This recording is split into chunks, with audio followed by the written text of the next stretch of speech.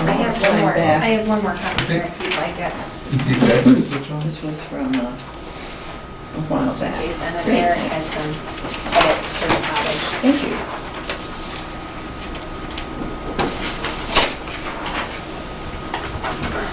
The main switch is on, right, Brian? Yep.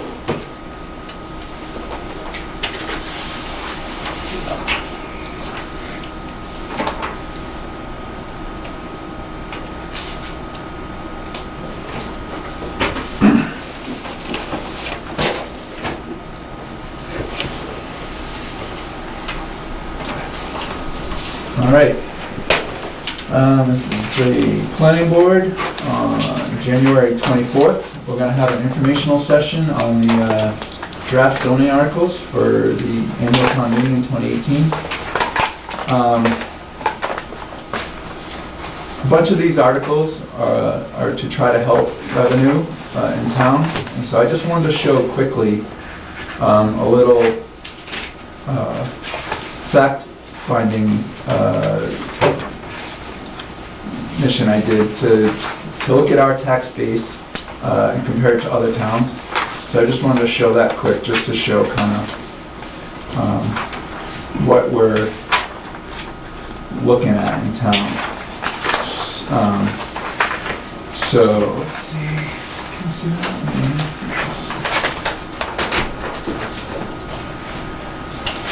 So I compared Acton, Berlin, Bolton, Bucksborough, Harvard, Lancaster, and Stowe.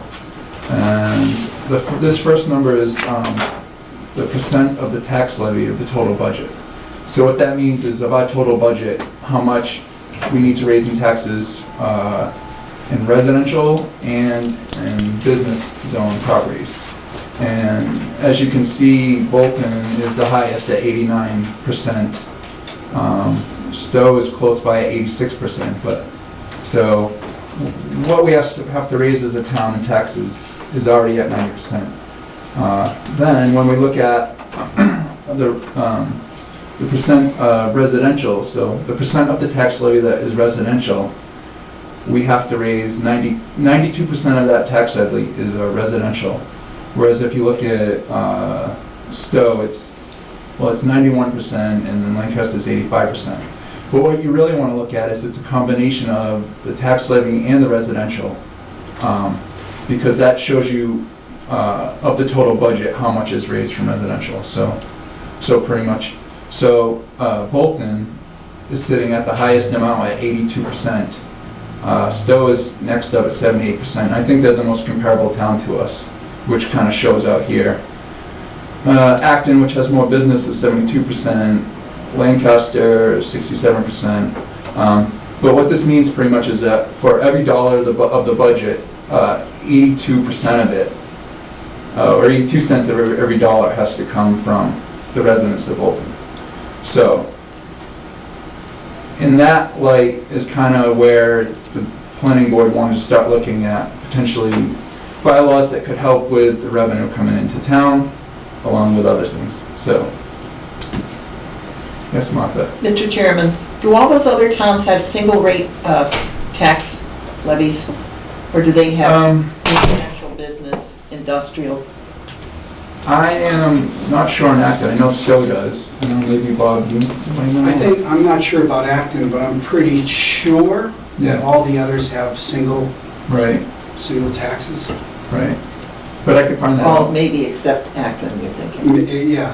That's a good question, and it would probably come up if I present this at town meeting. Thank you. That I should find out, so thank you. All right, so we're going to start off with the first article, the cottage overlay district bylaw.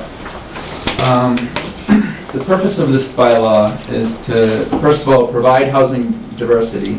Bolton, in general, there's a lot of subdivisions that come before us, and they're all pretty much 4-bedroom, 3,000 square foot plus housing.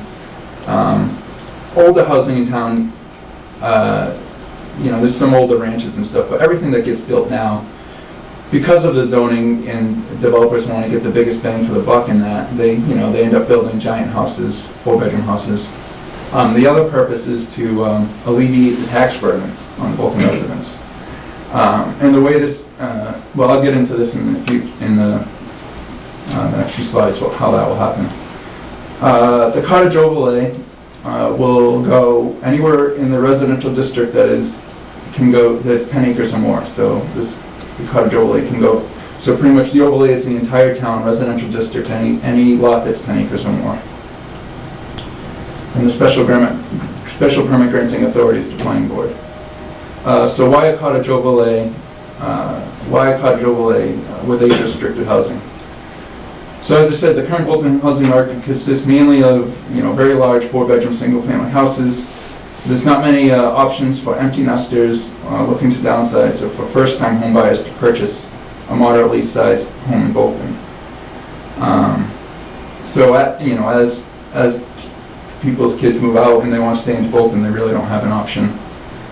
So with only large homes bringing with them more children on average, the net revenue after school cost is less than the current town average.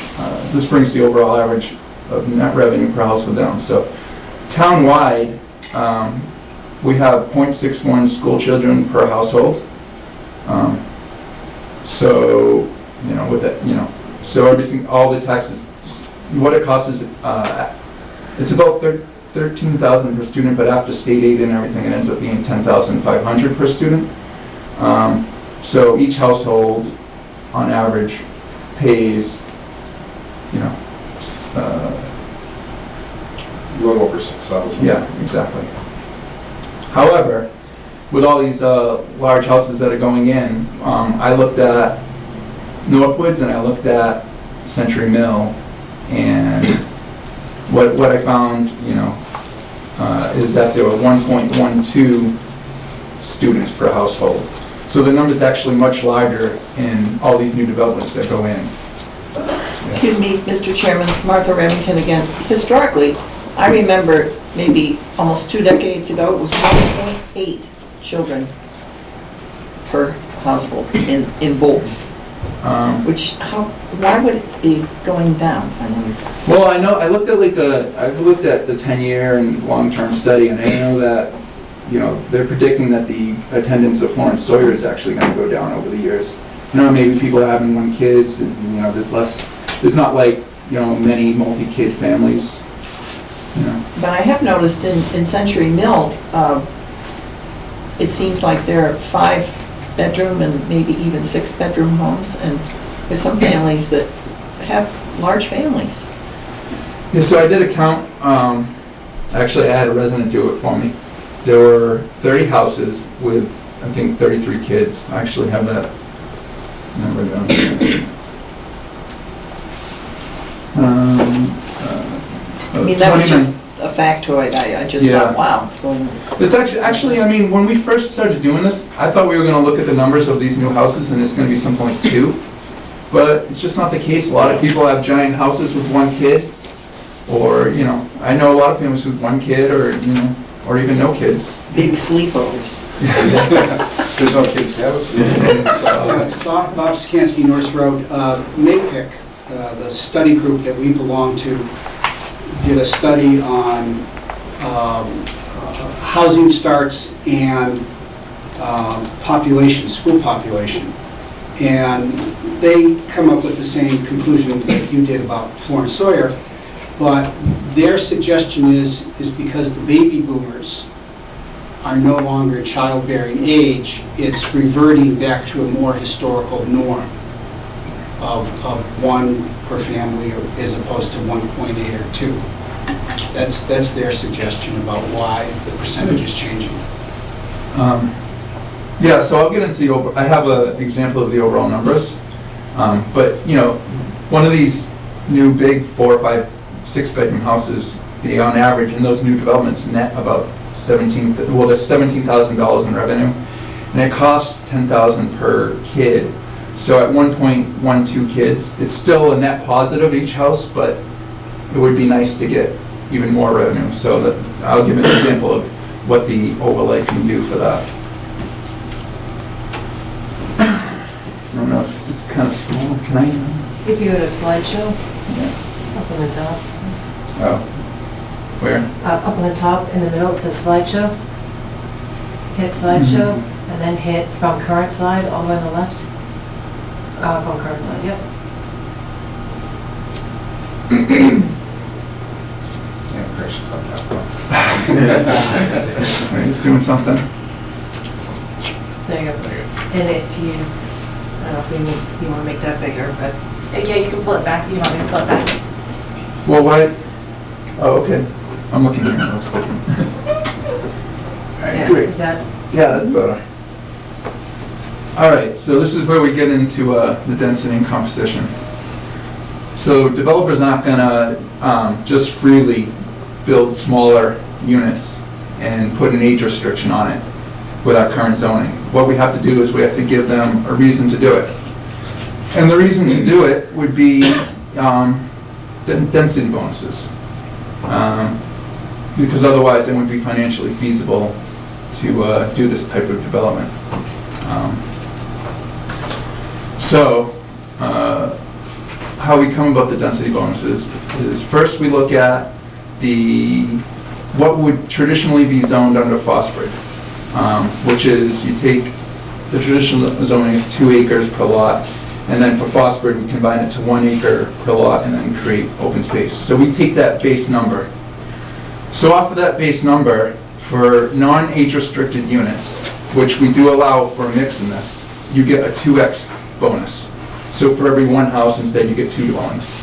For age restricted, 55 or older, you get a density bonus of 4x. So we're really trying to push developers to go towards the age restricted, but also give them the option to do some non-age restricted. So what we say is we want, from the base number, we want at least 50% of this development to be age restricted. And with the 4x age restriction and the 2x non-age restricted, what that ends up being is that a minimum of 2/3 of any development will be age restricted, and up to 100% will be age restricted, but no less than 2/3 would be age restricted. So that gets you numbers. So for example, a 10 house subdivision could be up to 40 over 55 dwellings, or if you do the minimum, it would be 20 over 55 and 10 non-over 55. And that's, excuse me, one person per house, at least 55 years old, correct? Correct. Actually, I don't have it in the slides, but we did define in the bylaw what over 55 is, and it's like you said, it's one, at least one person, and we put all the words you're talking about. We put in options for if somebody dies, you have a couple of, you have 2 years, or even if a kid has to come home to, or somebody has to come home to walk, I forget all the wording. yeah, we had a caregiver, we had, Yeah. something like that. I think we covered. And there's a restriction on on how long a minor child can be. Right, so house. so So a minor there's child no- could live there 6 months, at most 6 months out of 9 months, so they can never be there for a full year, a full school year. And I think we got that from other towns, right? We did. So the design requirements. So the units themselves can be a max of 2,400 square feet, which is still big, but we wanted to give developers the flexibility to do that. A maximum of 2 bedrooms per unit. And we said that, so with that, even with the non-age restricted houses with 2 bedrooms, you're never gonna get a large family. Maybe you get, somebody with 1 kid. So when I do my example at the end, I assume that the non-age restricted has 1 kid. 10% of the dwelling units must be ADA compliant at a minimum. Right, yeah. So, that's not a lot, but at least it gives some options of having the ADA compliancy. For affordable housing, we didn't really consider this bylaw as something that's going to completely champion affordable housing, because we were thinking it more of as a revenue generator and to add diversity. So we also didn't want to hamper this with adding all kinds of affordable housing to it too, because we want it to happen and get developed. So what we said is 10% of the non-age restricted units must be affordable, and we didn't put any affordable in the over 55. Another thing to push people towards a complete over 55. In the future, the planning board will address affordable housing. I think what it has, to get any, big number, maybe it needs to be some type of apartment or something. But it keeps it from getting worse. Huh? It keeps it from getting worse. Exactly. Then we can put, so we're utilizing the design review board to look at the aesthetics and to look at the overall design, but we did put a few stipulations in there, such as 20-foot setbacks between buildings and 50-foot offsets off the property line. Another thing we left in from the phosphorus is the 33% open space requirement. So you still have that to create buffers to other residents and whatnot. We also have parking requirements such as for one car for one bedroom, I think we said. What did we say, one car per bedroom? I forget, is that right? Yeah. That was per unit.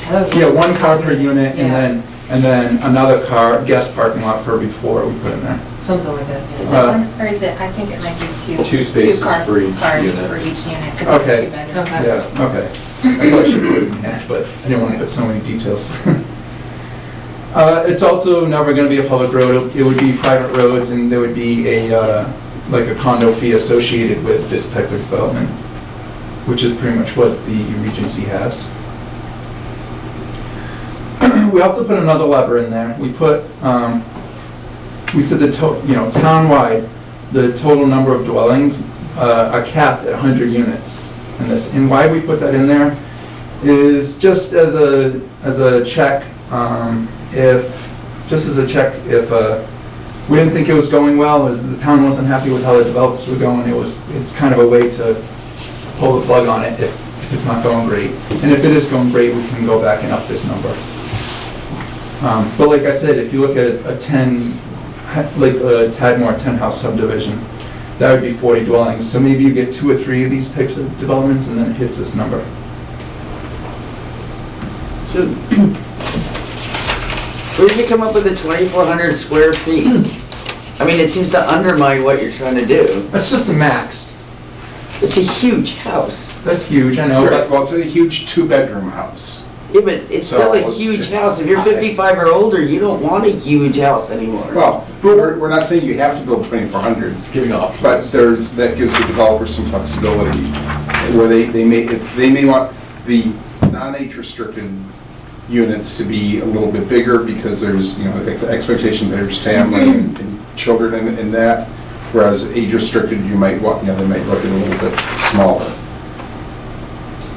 It's actually, some of the other towns in the area have a similar size, which I get the flexibility agree, thing, but I don't see how you now developed a 55 and older community, because you're not going to want 2,400 square feet. well, it's going to if have to be you're over 55. 55, so they're going to have to determine if they're going to sell it or not. It's up to we're just trying to make it as flexible as possible so it gets built. I mean, how big are the units Regency? I don't know, I just know how big my It's house that is. big, I but don't have a Well, house I that agree, big. I mean, 2,400 is a big house. That's twice as big as my house. And there's plenty of room for 2 people, and you still gotta clean it. Again, that's not what that's just setting a maximum. I get it, I get why you need the flexibility, but it just sort of undermines the over 55 thing, I think. I don't know if there's any, I don't know how you change it. to fix We it. talked about doing 2,000 as a number, but we just went with a big number. I think it was just because early on, we had a couple conversations with a bunch of developers, and they just really pushed for us to try to give them as much flexibility as possible in a bunch of different areas. So this was one of those concessions that we just thought we would put it as a maximum to try to see, like you were mentioning, maybe they go to the larger for the non-over 55 and then smaller for that. It was really just an answer to a request from a bunch of the developers to help with that flexibility. We wanted to have a number in there, and ultimately the developers are the ones who are going to have to figure out, How to make it work. what can I say, if building 2,400 square foot units doesn't attract over 55, and there's more interest at 1,800 square feet, then that's what they would, they would adjust what they're building to meet what the market is looking for. I guess I get it, but for the over 55 is the part I don't get. If we really want housing for our seniors in Bolton, then maybe this is not the way to go, because why would anybody build smaller houses if I they're definitely not would gonna get as much money back? differentiate seniors from active adults. This is more of like, when I think seniors, I think I think it's just- 75, I think older. This is more for somebody just looking to downsize. Seniors are Martha +2? No. I'm 75. Okay, and I so live it's in a 75. farm. 70, 77, 78. Yeah, but- Long way from where you are. I mean, this isn't saying they all have to be 2,400. No, It's just not saying at all. This is the Right. maximum. Correct, Yeah. it's what they can go up to. Right, excuse But- me. Go ahead. But that's what's missing is the smaller housing in this town. There's very few Well, small houses. Smaller So houses. how do you- This is half the size of most of what's being built. Yeah, but I couldn't I'd have to double my square footage to move into this thing. Like, to me, that blows my mind. If I was trying to downsize, I mean, I don't need to downsize, but if I was, going into something twice as big as what I'm living in, that, But there's a lot of houses now that are being built that are much larger than this, so in the future, when they do go to downsize, this would be a lot smaller than what they would be doing. I mean, if you think about it. I mean, the thing we don't want to do is write a bylaw that nobody uses and nothing Yeah. gets built. Mhm. And if you limit the size of it too much, and this is what the feedback we got, if you limit it too much, They can't do it. They're not going to build it. It's not attractive. I mean, and we didn't ask them specifically what was a popular size for over 55, so that's maybe, we just don't know that answer, but I think 2,400 square foot There seemed were a some other, there reasonable. were some other towns that towns had that the have that. same, that same Yeah, I think 2,400. I think that would be a really interesting question to ask the community that's over 55, what is a good size home? What size home are you looking for? Well, I think we Because- could check some actual over 55 Well, communities. again, that's where the developers have to do their homework. If, Yeah. if they're looking at developing it under this, they need to know what their market is, whether, Absolutely, yeah. if there's a lot of demand for a two-bedroom, 2,400 square foot, which seems a little bit out of whack to me, there's a lot of open space in, a living room, kitchen, stuff that would have to go into, or some very oversized bedrooms, Jim, a bedroom that's the size of your house, sort of. But that was also, I thought, to include, if they wanted to renovate the basement or something Yeah, and stuff like that, that's- that has to be included within that Yeah. number, right? Yeah. But I mean, if the developers do their homework and they say, 1,500 square feet is really where the over 55 wants to be, then that's what they're gonna, their interest is not developing the biggest house they can. Their interest is developing something that they can sell and make money on. So if they can sell 1,500 square feet, that's what they're gonna build. Regardless of what number we plug in here. Right.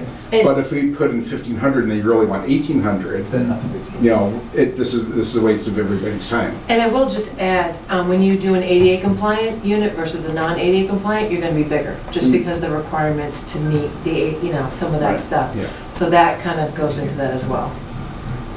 It's actually, I just wanted to clarify, Mr. Chairman, 2,400 square feet wouldn't include non-heated spaces like porches or breezeways? No, No, it's your It would inside. be Living heated space. space. And I had a question about that 20-foot setback between buildings. I don't understand that. I know currently our setback for a building from a property line is 20 on the side. It's if you 50 have on the multiple front. buildings. So one thing I didn't put in here is that dwellings could be one dwelling per building, or it could be multiple dwellings per building. Oh, okay. Up to how many? I think we said up to Six, 6. that's what, yeah.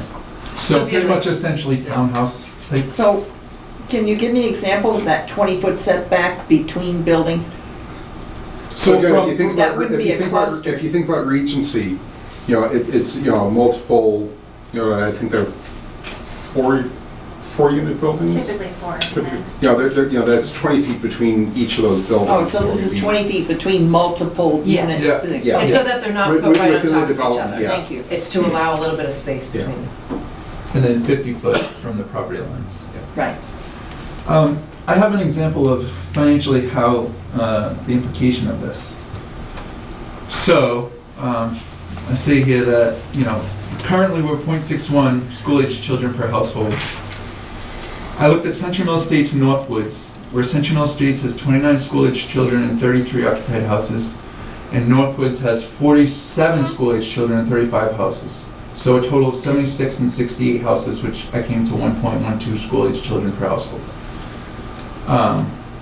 So, on those lines, I looked at, in looking at Century Mill and Northwoods, I looked at the assessed value of all the houses and took the average the average assessed house, which is actually $787,000. Using $22 per thousand, roughly, for our tax rate, that comes up with about $17,000 in revenue from each one of those houses. At 1.12 kids per household, and it costing $10,500 after state aid to educate the kids, I come up with a net revenue per house of $5,588. So in a 10-house subdivision, that's $55,888 net revenue. I know it's not the exact way that, After school. Right. after the school. Yeah. Not non-school revenue, yeah. Non-school revenue. Yeah. Just one way I want to be able to compare the numbers. So, now looking at the overlay in a smaller unit, and I said, if these units, so Sugar Road, I think, is pretty much going for $450,000, so I took that number. So I said, if you build the minimum number of, if you build a minimum number of over 55, which would be 20 over 55 and 10 with 10 non, with one kid. So using the using the density bonuses. So you have 20 at 450,000, 20 at 450,000 with no kids, and then 10 with one kid.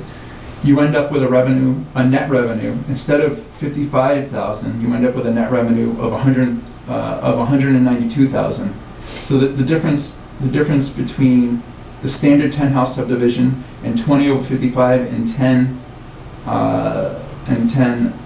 non-age restricted is 136,000, which is great.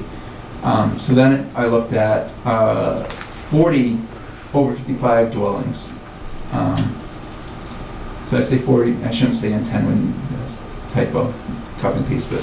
So 40 over 55 dwellings at 450,000 each, with the same tax rate, you end up with 396,000, with a difference of being $340,000.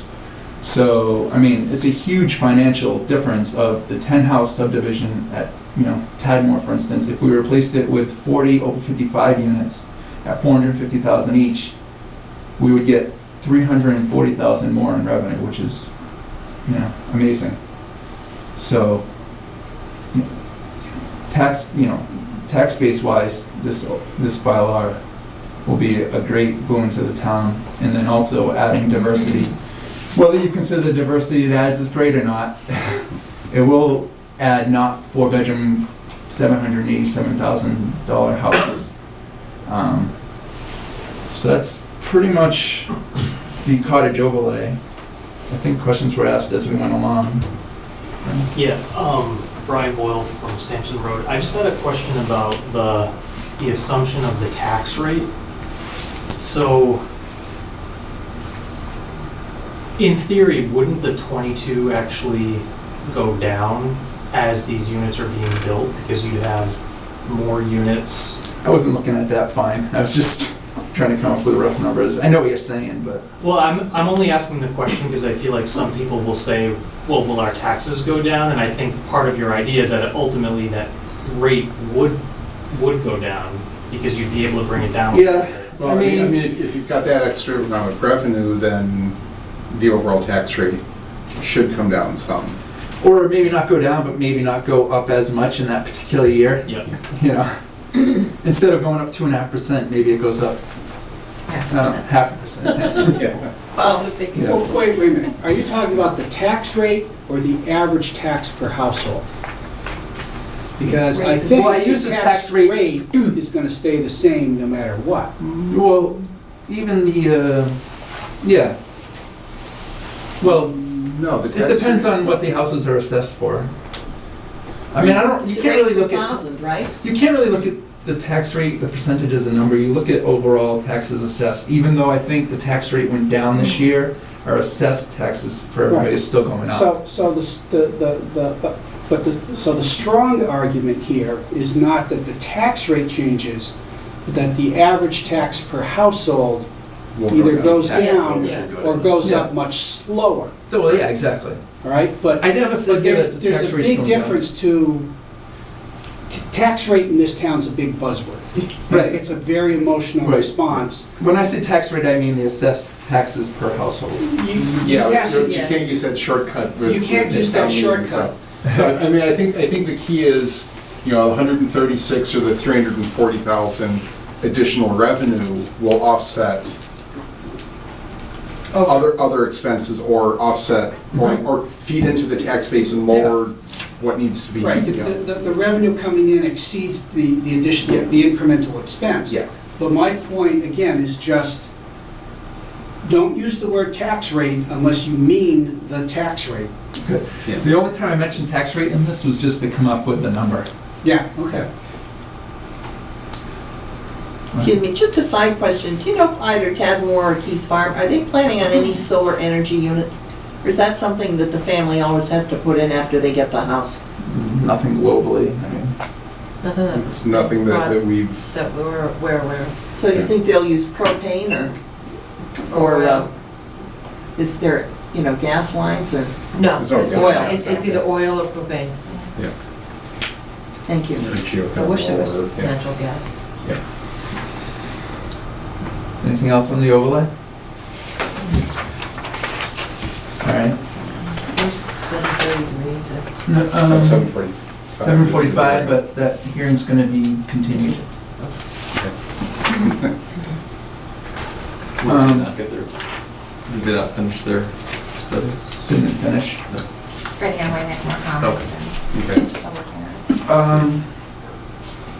I guess I need these slides, so I'll do the parking one, but unless you want to talk about the parking one. You haven't seen my slides. I don't know. Could improvise. Yeah. Did you get my email, by the way?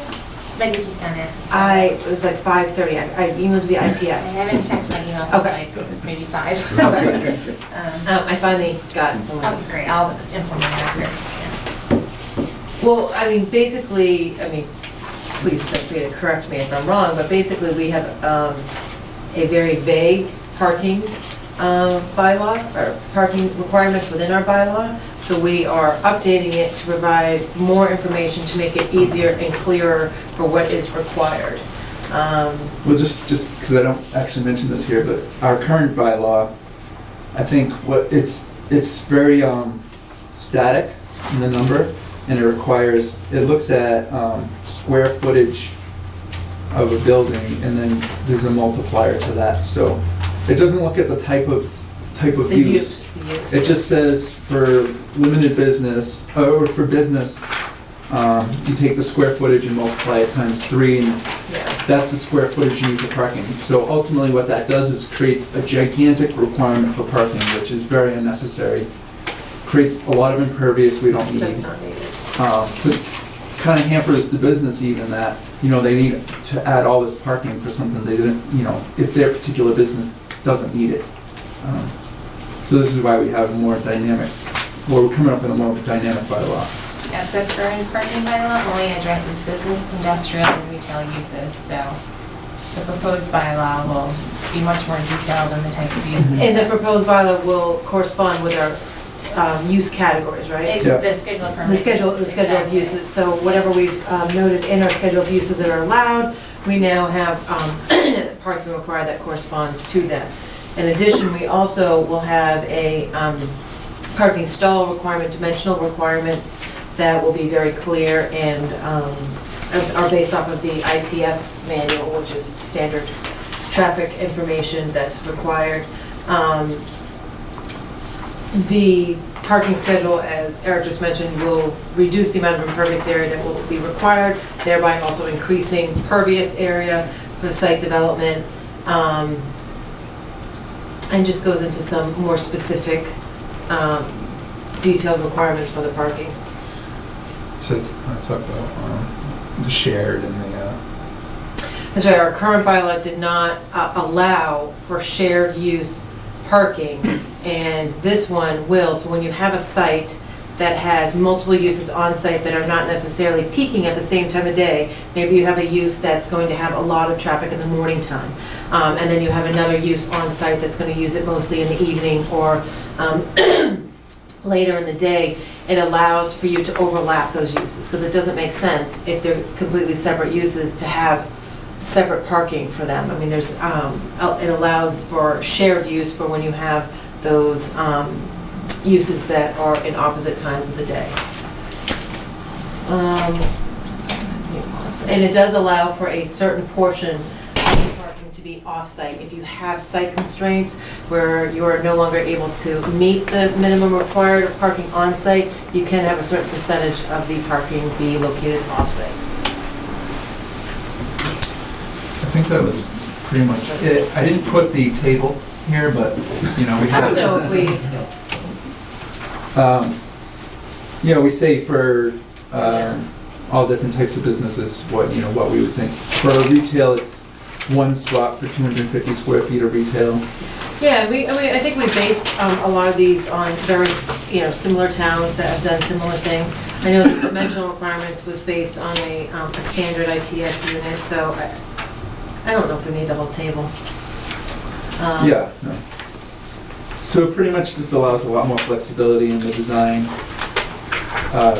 Reduce impervious, which is good.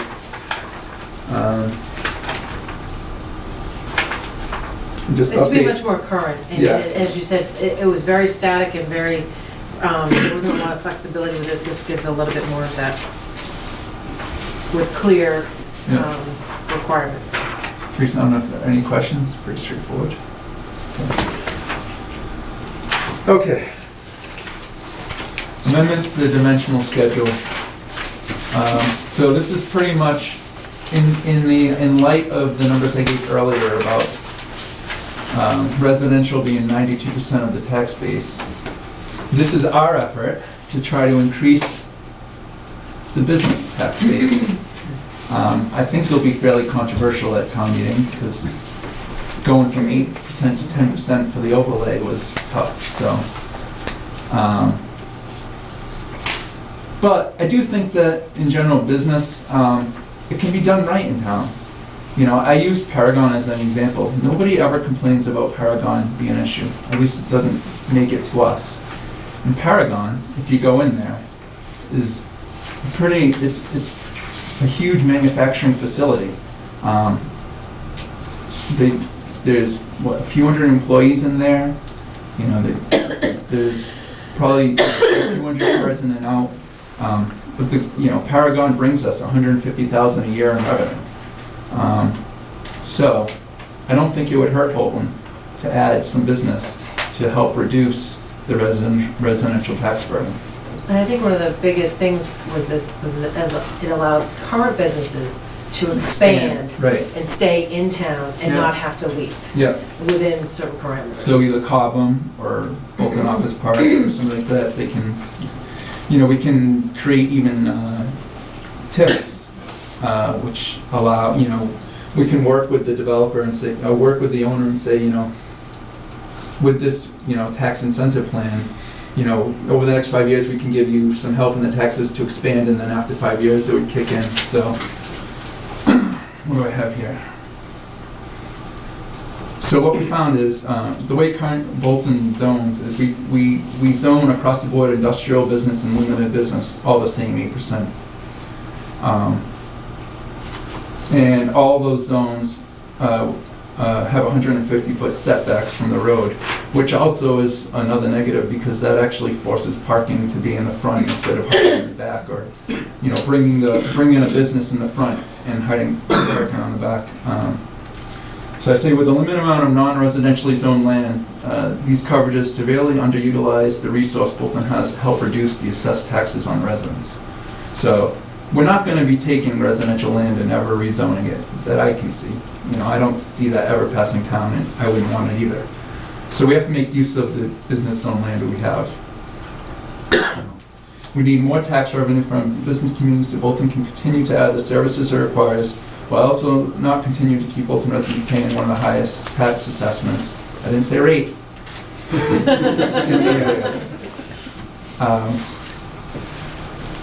So we did some research and we found that all the surrounding towns actually break out the business zones, limited business, business, and industrial, into separate categories, so they can more finely tune for each one.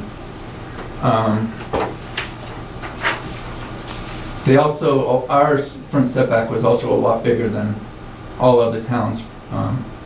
For business and limited business. For industrial, we actually thought that the setback was good. And what we found is all the other towns allowed coverage is from about 20 to 40%.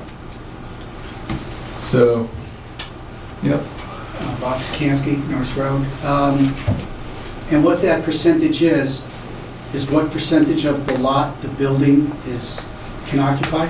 Exactly, exactly. Oh, well, it's the percent, so if you have 100 acres, if you have 100 acres, well, 100,000 Yeah. square foot lot, you can build on 8,000 of it. So that's what it is. So it's, you can have multiple floors, I guess, but it's the square footage of the base of the building. It's the footprint. So, you know, on 10 acres, you can only build a 0.8 acres. So it's a kind of waste of our limited land. Yeah. Whereas, you know, granted Acton's a lot different than us, but they have, you know, 40%. Yeah, but we have so little of that land Exactly. that it's not going to notice. And a bulk of that land is right around 495, where it makes total sense. Right, to have a high density. Yeah. Now, when we talk about high density, we do have special permit and we do have design review board. So you wouldn't end up with, we would have a lot of control of the town of what you would end up with. You know, that's what I want to say. So can you see these numbers? Well, the 8%, just to clarify, is existing right now in the Yep. bylaw. Yep. Yeah. So you may not be able to see this from way back there, but, so this is the setback from the front. Front yard, yeah. Front yard. Front yard, okay. So right now, okay.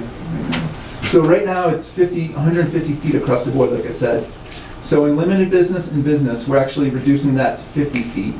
And for industrial, we're leaving it at 150 feet because we don't mind the industrial building being off the road. But by bringing the residential and the, by bringing the limited business and the business up to 50 feet, it allows to put the parking in the back or on the side and hide the parking. Setbacks from the side yard,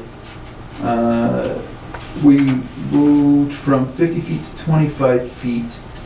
Unless it's residential, then we kept it 50 feet. Actually, on industrial, we increased the 50 feet to 100 feet so, from residential. So a little more protection for residential. And we do that because we're going to be increasing the coverages. So here's the big numbers. So the lot coverage. For limited business and business, we're proposing to move from 8% to 20%. And for industrial, we're proposing to move to 30%. That number sounds big, but the Cobham, there's 2 lots of Cobham, and one of them is already 30%. So, and nobody's really bothered by Cobham. I actually have some. And then and then we also added in for the industrial, there's a requirement for some open space that's preserved around the, you know, on the lot to kind of help add some buffering. Right, so we increased that to surrounding parcels. So we increased it to 30%, but we also added a 33% requirement for open space to create the buffer, as you said. And we actually found that other towns had done that. And it made sense to us to do that, to allow the building to get bigger, but then also to make sure that there was untouched part of land that's not just this big lawn. It would be a wooded, 33% untouched lot that we could buffer to neighbors. So I put some examples of what this would look like. So this lot is, everybody knows Cobham. Cobham's actually right here. Paragon's across the street. There's actually an undeveloped lot, industrial lot. Here's Bolton Woods Way. Here's Cobham right here, actually, right? Yeah. That's Cobham, yeah. Cobham's right there. So this is a 30% coverage of that industrial lot. Erica's shown 40%, but we moved it to 33%, so maybe get rid of that little thing. They could do more, though, they could do more. They could do more if they want, yeah. She has 100 foot setback, but it would really be 150. So this is what this lot next to Cobham would look like with a 30% building there. And with the open space protecting Bolton Woods Way. That narrow neck, I can't read the dimension on it. What, over here? No, down. Oh, it says Down here? 50, but it's, Well, no, that's. It says 150. oh, so, okay, Okay, 50. yeah, that's what I was, okay. Yeah. It's So, 150-foot wooded area. Yeah. wooded area, untouched. You know, it's not like a lawn area. Yeah, And that's the minimum, because that's abutting a residential. right. Yeah, So- so it's 150 down in here, but it would only be, is it 100 and? It's 150 from the street, but Yeah. 100 Yeah, are abutting 150 residential. here. And 50 from residents, yeah. Okay, so, 100. That should be 100, I think. This says 150, yeah. We were looking at all different, when I Yeah. agreed with that, we were looking at all different so it requirements. should be That 100 there, It should be and 100. then 50 on 100, there. 150. So this and I building- I think this only has to be 50. Correct. Yeah. So Because again, it's abutting another industrial. This particular proposed building, there's nothing in the works, there's nobody who's come to us for the land. But it's over 300,000 square feet, but that's what Paragon is. And I use that as an example because I don't feel like there's a bunch of people complaining about Paragon. And it's bringing great revenue. And, you know, we have this lot just sitting there on the edge of town, which we can buffer any resident from. We have special permit, which controls anything that would be detrimental to the neighborhood.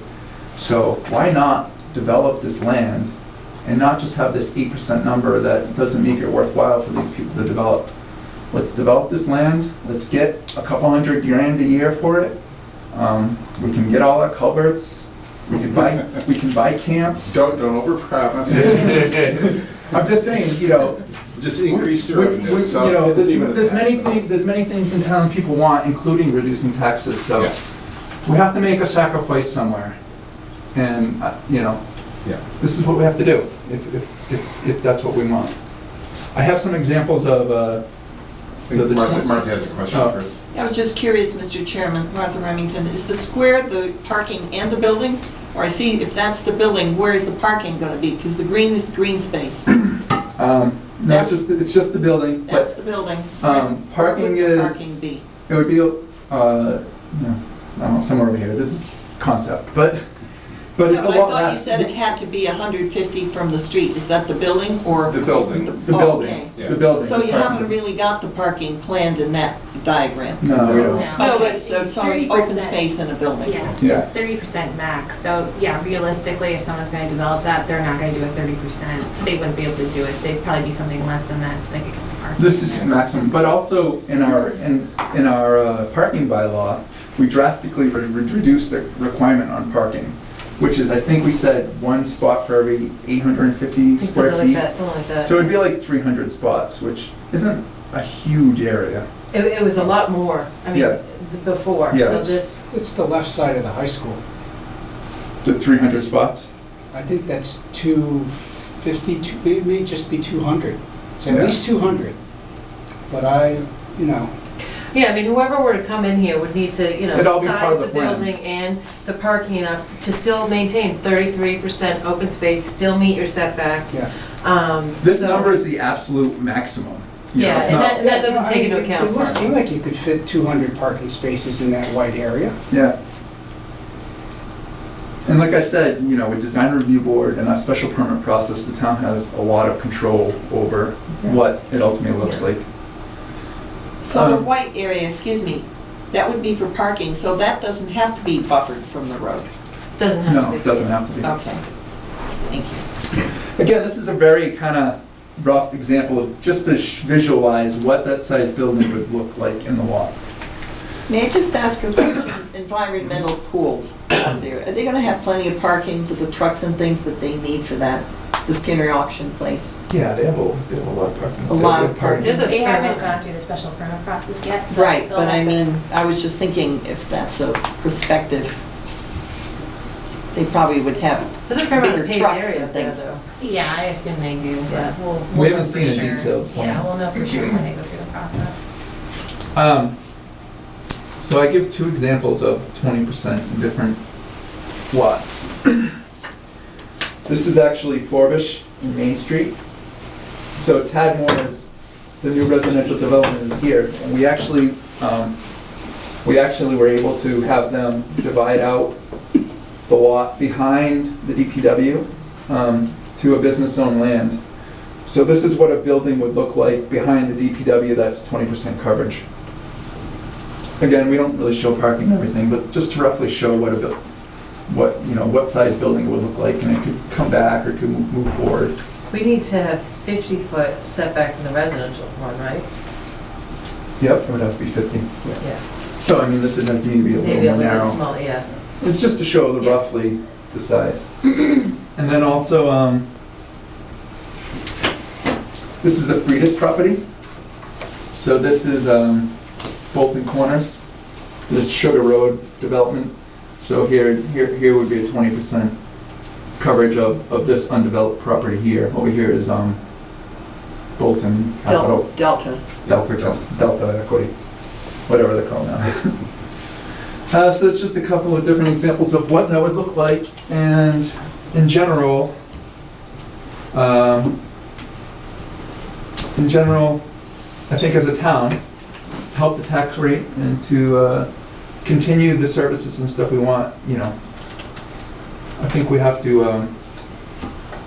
I say sacrifice, but I think we have to compromise and try to reduce our residential tax base and supplement it with more business. So I think, increasing the utilization of these business lots is the way to do it. Questions? So I guess I'm trying to practically think of this, so it's 8% now, so is 262, is that 8% of their lot? 262? Yeah, Main Street. Oh, 626. 626, sorry. Yeah. I think that they are slightly over, right? I have the number here. So you're going from 8, that's limited business, right? Yep. So you're going from 8 to 20. Yep. So you're talking about a whole nother building that size on that lot? Well, first of all, we don't allow for multiple buildings, but also, it takes into, what can be built on that lot. If there's wetlands pretty much surrounding that entire building, so you can't build on wetlands.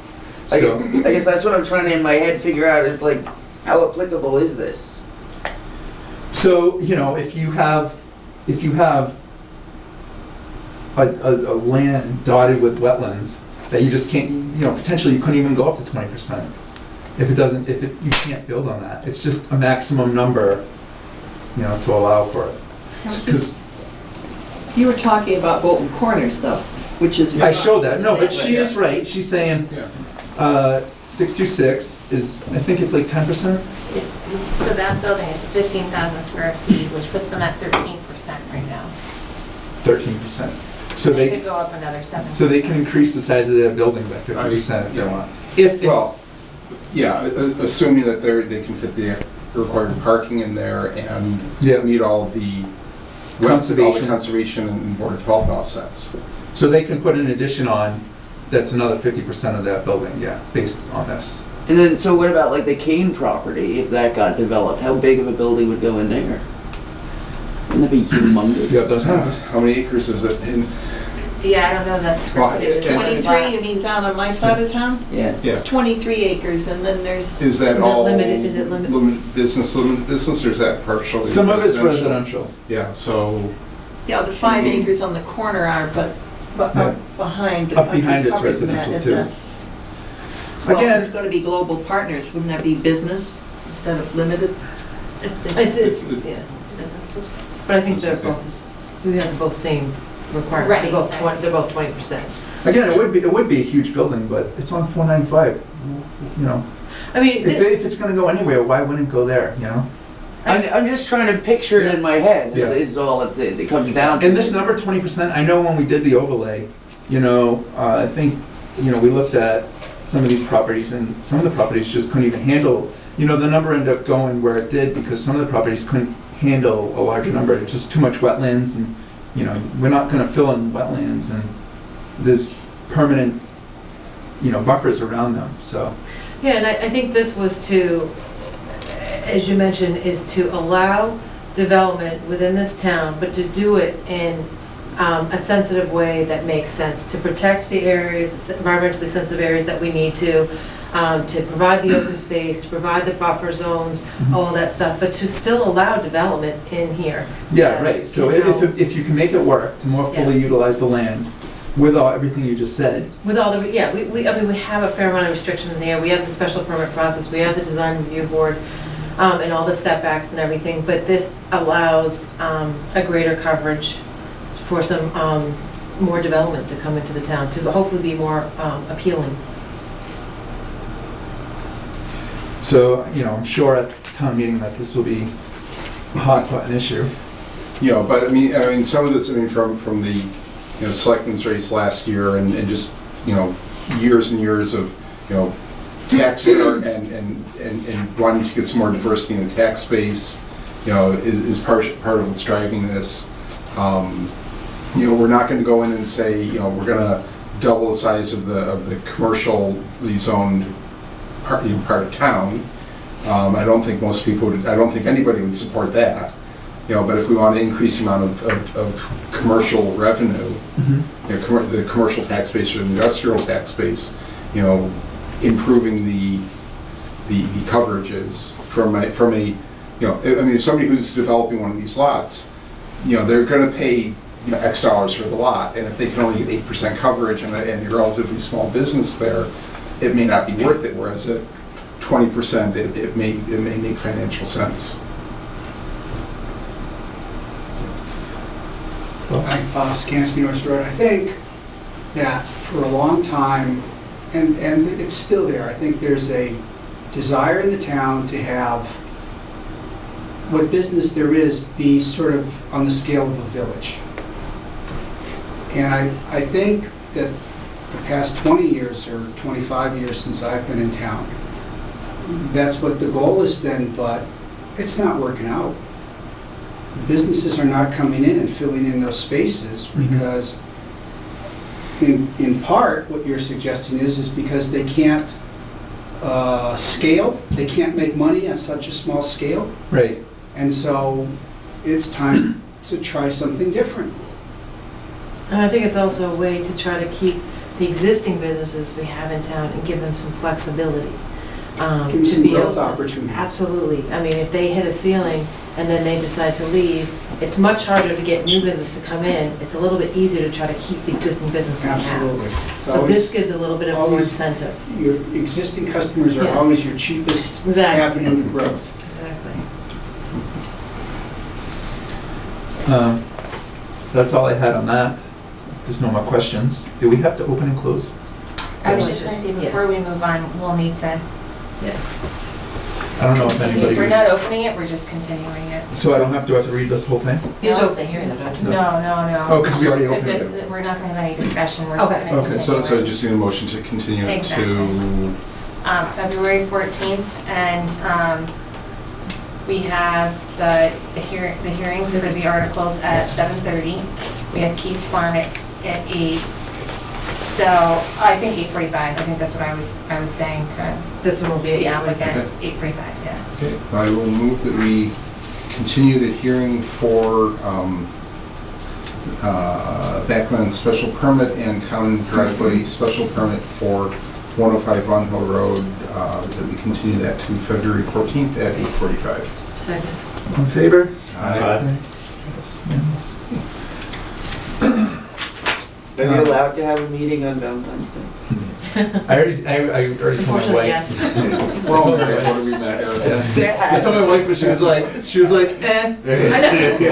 You know, I don't know what other My husband commitments did the same people might thing. have, but that's Ash Wednesday too. Oh, I don't know.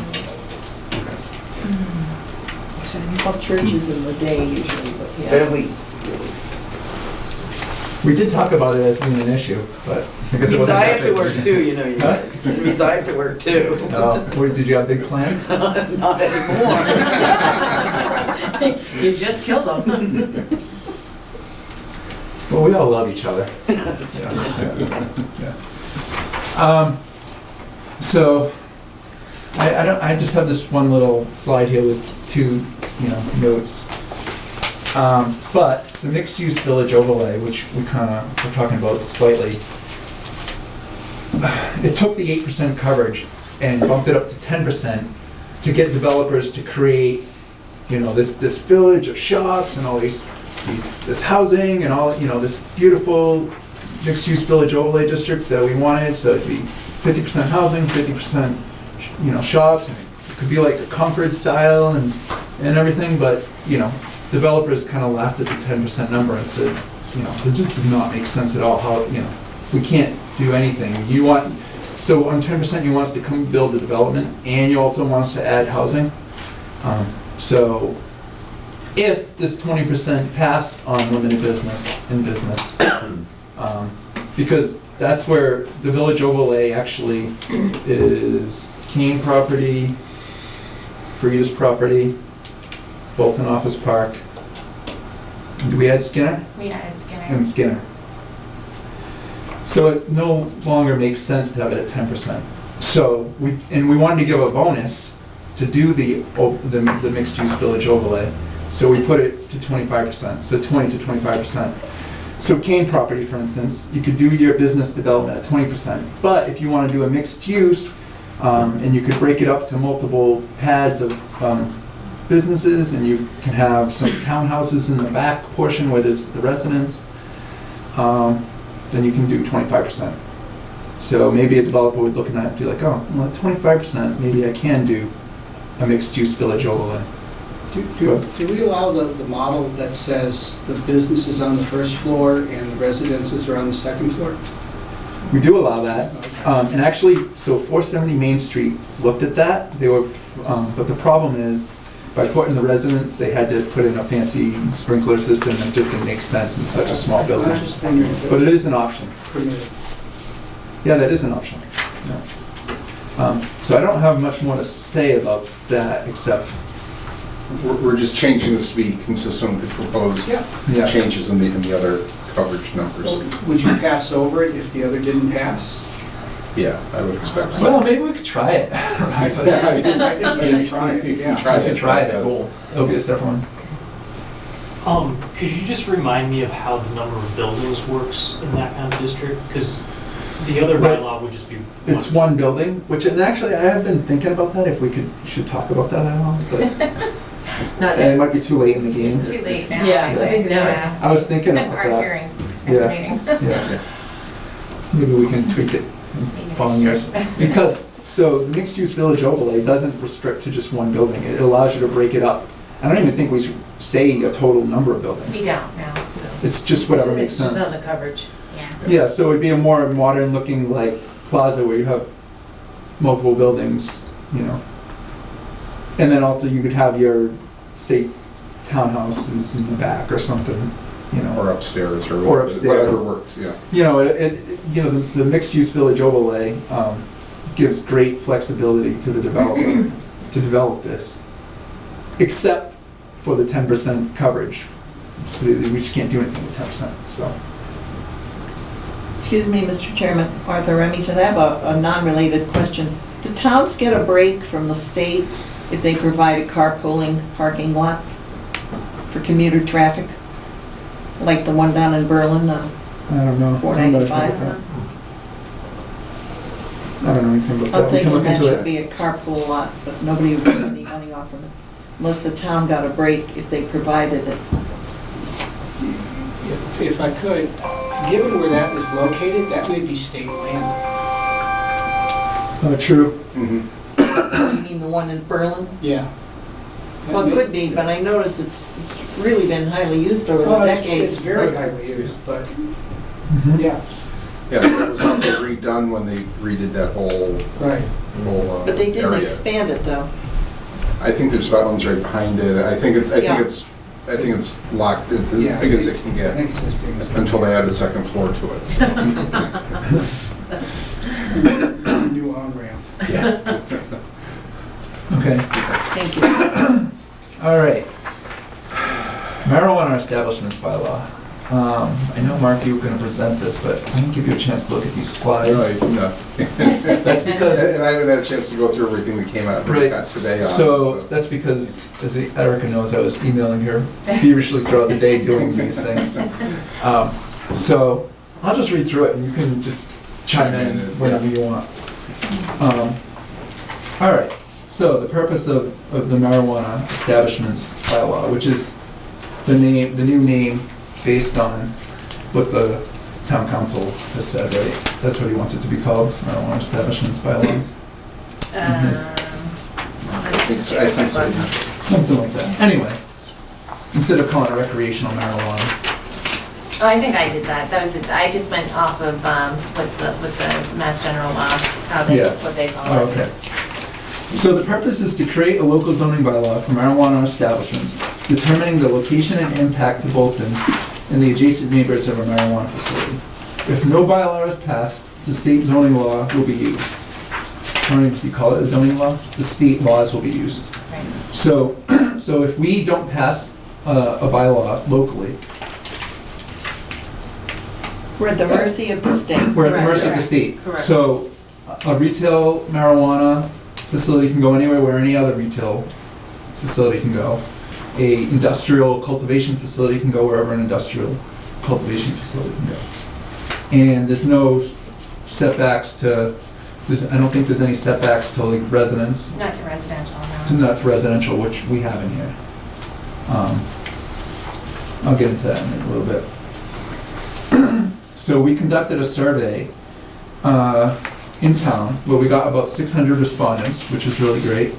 And roughly 52% of the people who responded wanted some form of marijuana establishments to be locally zoned in Bolton. Whereas actually that actually followed the town vote fairly closely. I think the town vote was more like 54% in the state ballot. Again, a zoning bylaw needs to be 2/3 of a vote. So it's still roughly 50-50. So to get 2/3 either way is hard. You know, we clearly don't have the number to, you know, I know we had a lot of people saying they don't want it in town, but there's no way possible, I feel like, that we would ever get 2/3 to completely ban it. And even if we did that, we'd have to have another state ballot vote to make sure that the town really did want to ban it. So Yeah. my comment there is your statement that 52% of residents. It should be. Respondents. Survey, Respondents. survey, yeah. Okay. Yeah. Surveyed Yeah, residents. I'll update that. I'll update that. Yeah, Or 52% of 600 respondents. Yeah. yeah, yeah, I'll do that. Because 600 is a sizable number to respond. Yeah. It's worth noting that. Yeah, I think even if everybody in town responded, I think it would be tough to swing that number much. Maybe it would swing a few percent here or there. Maybe even enough to get it below 50%. But, I mean, you're not getting to 2/3. Mr. Chairman, Kate Bayou, Wheeler Road. I've sent some correspondence to the board this week about my thoughts on the subject. But just talking about the poll that was done in town, could you break down the numbers in terms of how many people responding were in favor of cultivation activities being permitted in town, breaking it out from retail and the manufacturing? Yeah, I can components? actually, I have that, I just might take a second. See if I, bring it.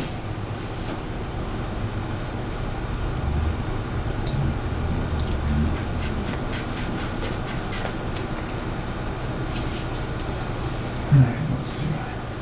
So this is all 600 with everybody's personalized comment. And I go way to the bottom, as you can see there are lots. We looked at IP addresses, so we didn't see that, you know, one IP address was sending 100 responses. I only sent one and I signed my name. Well, Martha, you're laughing, but we did think about, you know, somebody who was adamantly in favor or opposed could sit down and do the survey. If they Someone were stoned clever, you that and would nothing be- better to do. Whatever. Yeah, well, I mean, it didn't take that long to do, so, you know, if you don't leave a lot of comments, so, you know, if you're just voting on the 7 questions, you know, it wouldn't take very long to do it, You just so. go right down the line at the library. Shoot. Yeah. I think this is like raw data. I need to look, that's just the raw data. It's not the one with all the, You want me to grab my hard copy? maybe, yeah.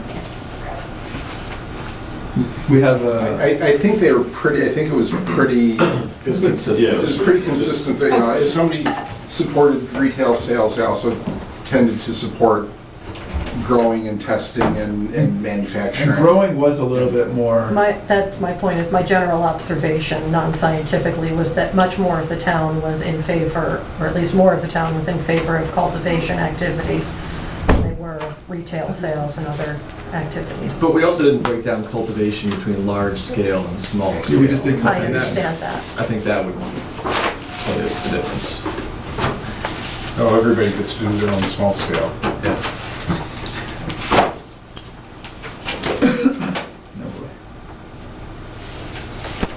Let's go back to my I slide. think Eric's got it. She's got the Yeah. summary right there. It hasn't Oh, it's still, oh, okay. Okay, so for the cultivation and growing of marijuana, 309 responded yes, 253 responded no, so it was 55% to 45%. So still really close. Yeah. Well, I mean, but it definitely expanded, you know. Yeah, So- more than 52, 40. 55 to 45 is a pretty big gap that you probably can't recover even with more respondents, I don't think. Okay. So, where am I? Okay, so that gets us to, so pretty much with those numbers, what we have to do is we have to create a local zoning bylaw that we can get 2/3 of the people behind. So, in my opinion, we have to kind of, you know, if we create strictly zone it in one area, retail we allow to expand out. We can maybe pull people who are against it to vote for it, knowing that if they don't vote for it, then it will just follow the state's laws. You know, there's really no option there. So the location.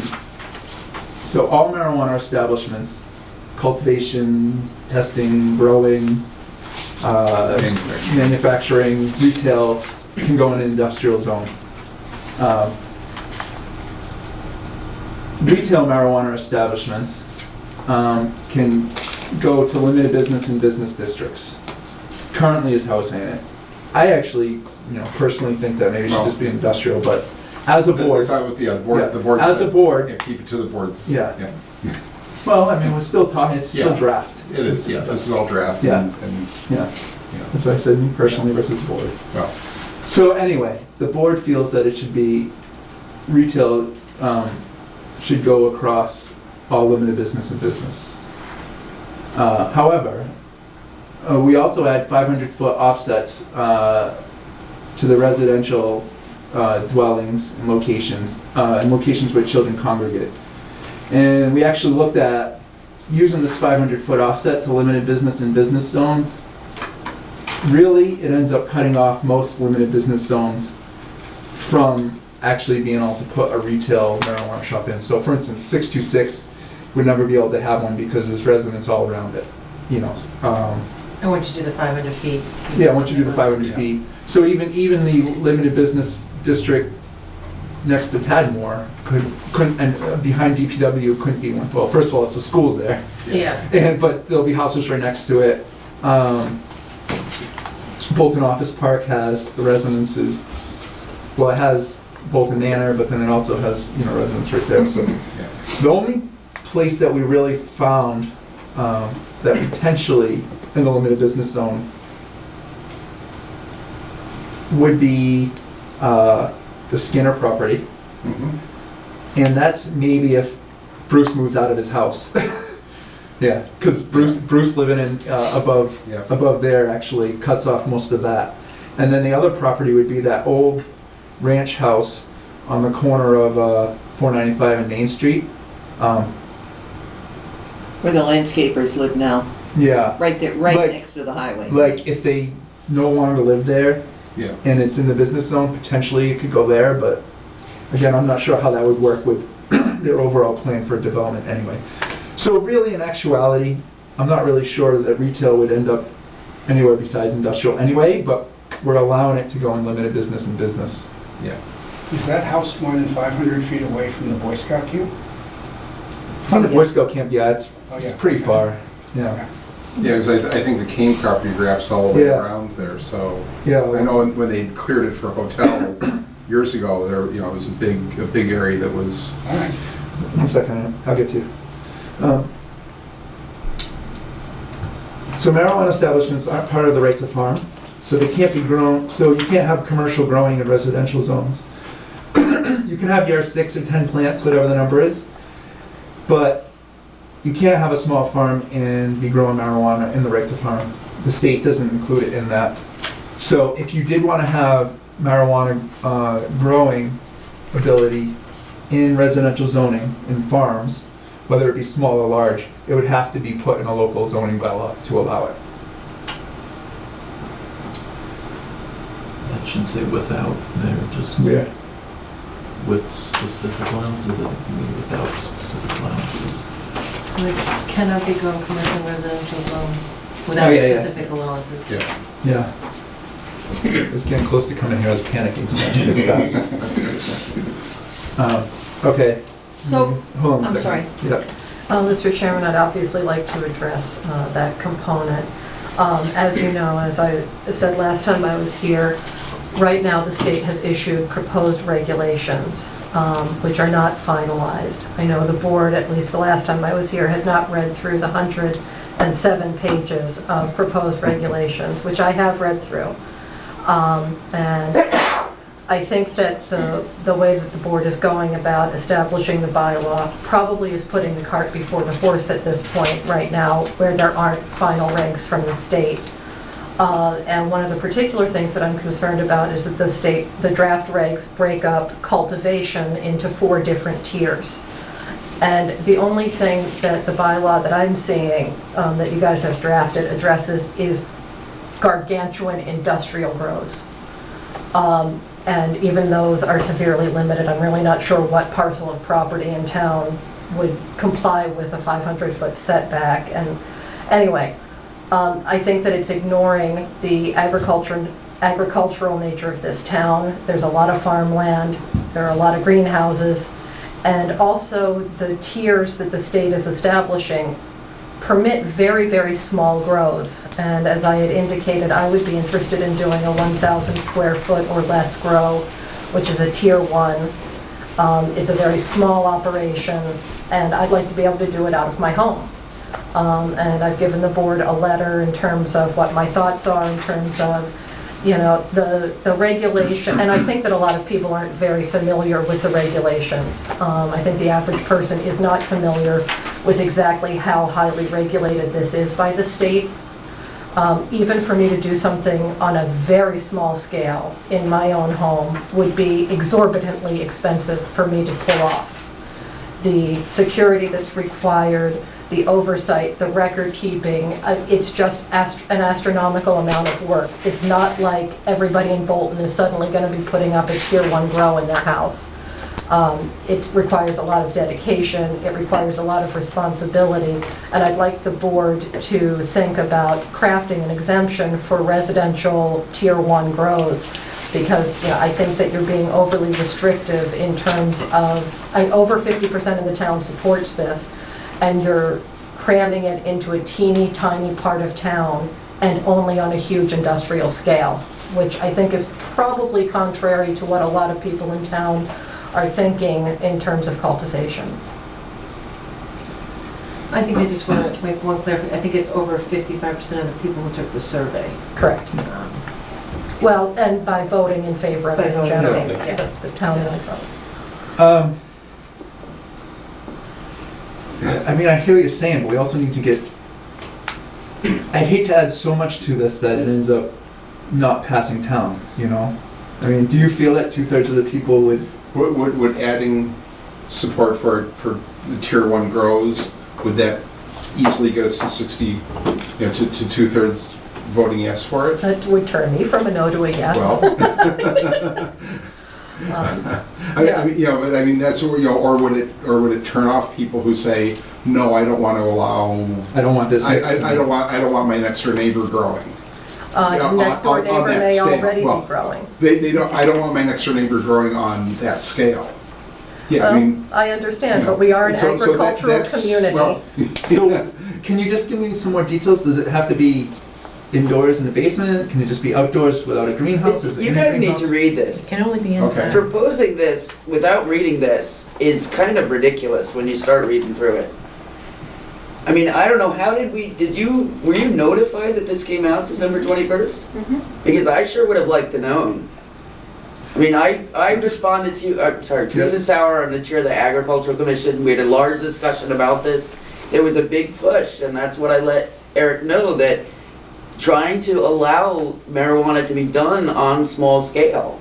There was a huge pushback because the way they did it with medical, you can only do it as an industrial agricultural conglomerate. Everything has to be together in the same building, and you're doing it at this huge scale. It doesn't allow small farmers in competition at all. You can't get in. So how many? So this is very specific. I mean, what you'd have to go through to be a marijuana grower is unbelievable. I mean, they have contingencies for everything, from the fact that you have to have 2 people in the car when you transport it to another facility. You have to videotape weighing everything before you go. You can never leave. Somebody has to be in the car all the time. You have to vary how you get there, and then it has to be videotape weighed when it gets there. Like, this is not. So is it indoor or outdoor, or it's not? It doesn't specify. The state It has to do. The tiers have to do with how many square feet of greenhouse space. So That's what greenhouse. So it's basically, it's either in a greenhouse or inside a house. I mean, Actually, the state regs do provide for outdoor grows as well, and they have special That's right. regulations with regard to the security and the visibility and odor control and all those sorts of things. I mean, there is not a piece of this that's not regulated. If you wanted to do this, you're taking something on. So one thing we did slightly talk about was allowing it residential, but with some minimum acreage lot. You know, so you'd have some setback from. That's already in here. What So what is it? are the setback requirements with regard to residents? Well, that's what, I just read this in the last 24 hours, so I can't I don't want to start quoting to you the different little things. But you guys need to read this, because Well, our So- problem. can't we should be Our problem exempting is tier that 1. came out when you said December 21st. Yeah. You know, so you have Christmas and holidays, and then we have to have a hearing February 14th to finalize our. You know, we don't have much time. No, I understand that, but this really, I mean, there's no guessing about anything in here. Everything is regulated. Your neighbor's not even gonna know you're doing it. Right. I mean, and the measures that have to, I mean, you gotta be fingerprinted and on file with the local police force, Right. and all the things for safety so that you don't get robbed. So I mean, it's amazing, and at tier 1, I mean, that's a tiny operation, 1,000 square how many feet. plants is that? That's what, you figured it out. Maximum of 250 if you assumed you didn't want to walk around at all. So if you Yeah. wanted to be able to move around at all, my projection as 1,000 square feet is you're going to have 150 plants at the maximum every 2 months, because they're generally 2-month flower cycles. So that's at a maximum 6 grows a year. I mean, so I think our original approach with our limited time to research was to do the bare minimum, kind of get it in industrial, do what we know, kind of do what we know we thought would pass. There's nothing saying that we couldn't come back next year and, you know. Yeah, look at but this. if somebody was gonna get in on this, they're gonna wanna get in on it at the beginning. I mean, you already have a resident who's interested in doing it. Right. So, I mean, can we add to exempt tier 1? So does the state regulation allow for it in residential Yeah, areas? yeah. So if nothing. Only if we Only if we pass it So allow. my You question allow. is, if nothing passes at town meeting, It's not, it it won't would, be allowed. the state regulation would only allow it to the town regulation, so it wouldn't be allowed. Yeah, it would Basically, be if allowed. nothing passes, No. if we can't do anything. Yours would not be allowed if we don't pass a Something. bylaw about it. Right. Mine would not be allowed residentially, as I understand it, under the Correct, right to correct, farm correct. currently, So if, assuming the state doesn't change the definition of right to farm. so Right. if this fails, you will not be allowed to do it. That's Right. correct. Yes, I think our thinking with this is to get some, as Eric said, get something to pass and then amend it later. If we put something forward that's, I agree with you, I think it should be allowed, I do. But I think this is gonna have trouble passing. We had trouble passing medical marijuana when that was being more restricted in the state and people didn't understand that. And that had 1,500 foot setback, correct? Yeah. Yeah. Now, if we throw in residential in here, I think you're just gonna get enough people pushing back against it. Yeah, but I think- I'm not suggesting all I'm suggesting tier 1 only, Yes, but for you're small But you're growers. suggesting something in residential, Right. that's my point. Right? So you're gonna get a lot of people saying, I don't want that next door to me. Yeah. Well, I think those people must know that they may already have it next to them. Yeah, but you, Well, go not 250. figure out the money advantage to the town should somebody have a commercial operation, tier 1. So, And yeah, how spin it would that that get, way. can we get this, do we do the same 3 plus 3%? I don't know if the local option tax applies to tier 1. So maybe I it's just- believe it does. I believe it does. So you could still get the 6%? I believe that's, if Hasn't been if the town decided chose yet. to do that.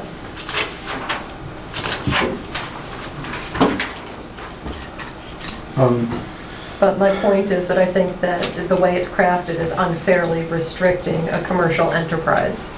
A small-scale mom-and-pop shop, as I mentioned, you know, I mean, it takes a great deal of commitment and responsibility to be able to get a license from the state. And if I can get it from the state, I'm pretty sure my neighbors aren't going to be too worried about it. If I That's satisfy right. all those requirements and I put all that money into making this an invisible operation, which is what the state requires pretty much to begin with. I mean, I guess, I mean, why not swing this one the same way you're swinging the housing stuff? That this is good for the town, this is small business, this is revenue for the town. This is, I mean, the amount, you guys should read this, really. The amount of what you have to go through to do this, not everybody's gonna sign up to do this. And yet, No one in their right mind might sign up. when I read through, I mean, it's almost as bad as raising animals. I swear, it's every little thing is dictated, and your neighbors, they're not going to be in any way hurt by it. You know what I mean? It's supposed to be an invisible industry. So, and you don't have with cultivating, you don't have traffic. So we're not talking retail here, we're just talking about growing. So if we were to do it, it would still be the special permit process, so abutters would still have the right to come out and, Absolutely. and I don't know if it says in there, you know, stipulates minimum acreage lot or setbacks, or, It does but that's basically, something, that's I something that believe we it could has add. setbacks from the It- schools. it has setbacks from the schools for sure and daycare centers. And it also, I mean, literally they want you to make it invisible. It's like you can't, it's gotta be, your neighbors, Screen, nobody can see it. And then within a certain, you know, in all buildings, there have to be signs and it's inch-high letters and, I mean, it's unbelievable. And then you gotta have security cameras and you gotta have, I mean, it's The packaging, They're not- the they were- inventory control. thorough doing this. So, I mean, this is a home business potentially for somebody.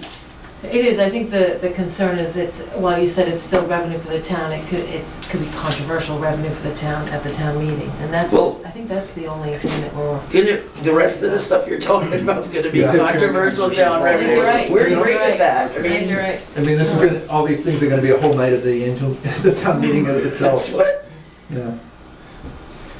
I mean, Yeah, I'll pull that and I'll read that and see if, we have, see what makes is sense. the hearing's to- the 14th? I don't know how we possibly even add something now, like even if we wanted to. They can always propose an amendment on the Yeah. floor. On the Yeah, floor. but that, I mean, realistically, how often do amend, trivial amendments get through, Oh, major okay, so can I amendments ask a don't, question? so. If we Yeah. were to add something like this Mhm. into the amendment now, and it seems like there was a lot of negative response We at could town amend it, meeting, we could could amend it we out. take it out at town meeting and still get through the rest, like as it is now? Well, we'd have to amend it before we proposed the article. No, I mean, the No, whole no, point she's is- saying put it in. No, Yeah. I know, at meeting, I mean, you're saying, we don't know which way the wind is blowing until we get up there Exactly. and we see who's asking questions. Exactly. And what sort of questions. are So if you being put asked. it in now, and we go to town meeting, and, I mean, I could see it go one way or the Yeah. other. Either you don't put it in, you see how town meeting's going, if it's going positive, you. Is it possible to do 2 articles, do what we have, and then have a second article Amending or. amending it? Like, so we have like, this is our tier 1, and now let's do this residential part and see if it passes. I mean, just I'm to sure divide it amending out. anything on the floor is very Not amending, I'm complicated. saying just have a second No, I article know. with it. I was just thinking, amending anything on the floor might be complicated to try to. Have you ever seen Yeah, anything like that? No, I Having think- one article? I think it would have to go to the attorney, anything that is put in for bylaws and things would have to go to the attorney general. It does, But just it but does. after town meeting, but I'm just saying, town meeting, pass what we have, then have a second article where we do this residential portion of it. There was actually one, it was 2 years ago, Oh, I see where, what you're saying. oh, it had something to do with raising revenue on a tax or something like that. Because, I mean, No, but that's a good point. So what if, could you do something like that? Put this in as exactly it is now, see if it gets passed, and then afterwards, have have a a second second article That to that add. has all of the language, and, half the time the amendments fail because people get so yeah, Bogged down in twisted around it, well, or twisted portion. around on getting the wording right and Yeah, everything, so, If you but, could, you wouldn't want to, because it will just confuse people and make them nervous. And if you confuse people and make them nervous, you're gonna lose, Yeah. because, Yeah, yeah, irrespective, yeah. irrespective of Yeah. what the content is. But if you say, here's our baseline, yeah, here's our improvement, Mhm. it's a separate standalone article. yeah, Yeah, that's what, But it yeah. doesn't work unless we've passed the first one. exactly. right. And then if we at least pass the first one, then we have a local We have bylaw. that, yes. At least opens up the Yes. door. Yeah. Yes. That might be But the, if we tie it all together, I just get nervous that nothing gets passed. and then nothing. Well, and then we revert, Well, then you it reverts to the make- but you state. might, You this make might, the second one contingent on the first, Yeah, yeah. but not the first not contingent on the Correct, second. I mean, correct. personally, Bolton loves their farms. Yeah, This is a farming operation. They took it out of right to farm because it is a pharmaceutical. But it's still a growing operation. It's, yeah, but, and know, so, and Bolton loves its farms, and this is a way to Does- support its farms, well, so. but do 2/3 of the people think what you're saying, you know? 2/3 is tough to Yeah, get. kids don't sneak out in the woods to eat apples. We're not retailing it here, we're just growing it, and it's not, there's so many restrictions, nobody's getting in there. Like, there's Yeah. so No, many I restrictions. mean, if you look at that survey, 48% of the people say, no way, nothing, I don't want this in town. Yeah, It's a gateway that's enough to drug, shut it you know, down. no, no, no, no, no. As much as you're saying that, 45% of the people, if they find out there's a potential that one's gonna be next door to me, I mean, they're Yeah, but- never gonna vote yes. They And just won't. everyone is realizing that you can grow 6 plants now without anything. But even so, you're talking about 6 or 10 plants versus 200, you know? See, like, take for example, the comment that I made a moment ago about eating apples out in the woods. most people like me are not as sophisticated as you about the industry. And if your solution is to get the town to, everyone to read a 107-page, It's more than that, I think. you know, the amount of preparation the average person puts into going to town meeting is, I got my warrant in my hand, I'm walking in the door. Yeah. And, you know, they've got kids, they've got their own businesses, they've got their other careers or other extracurriculars that they're preoccupied with.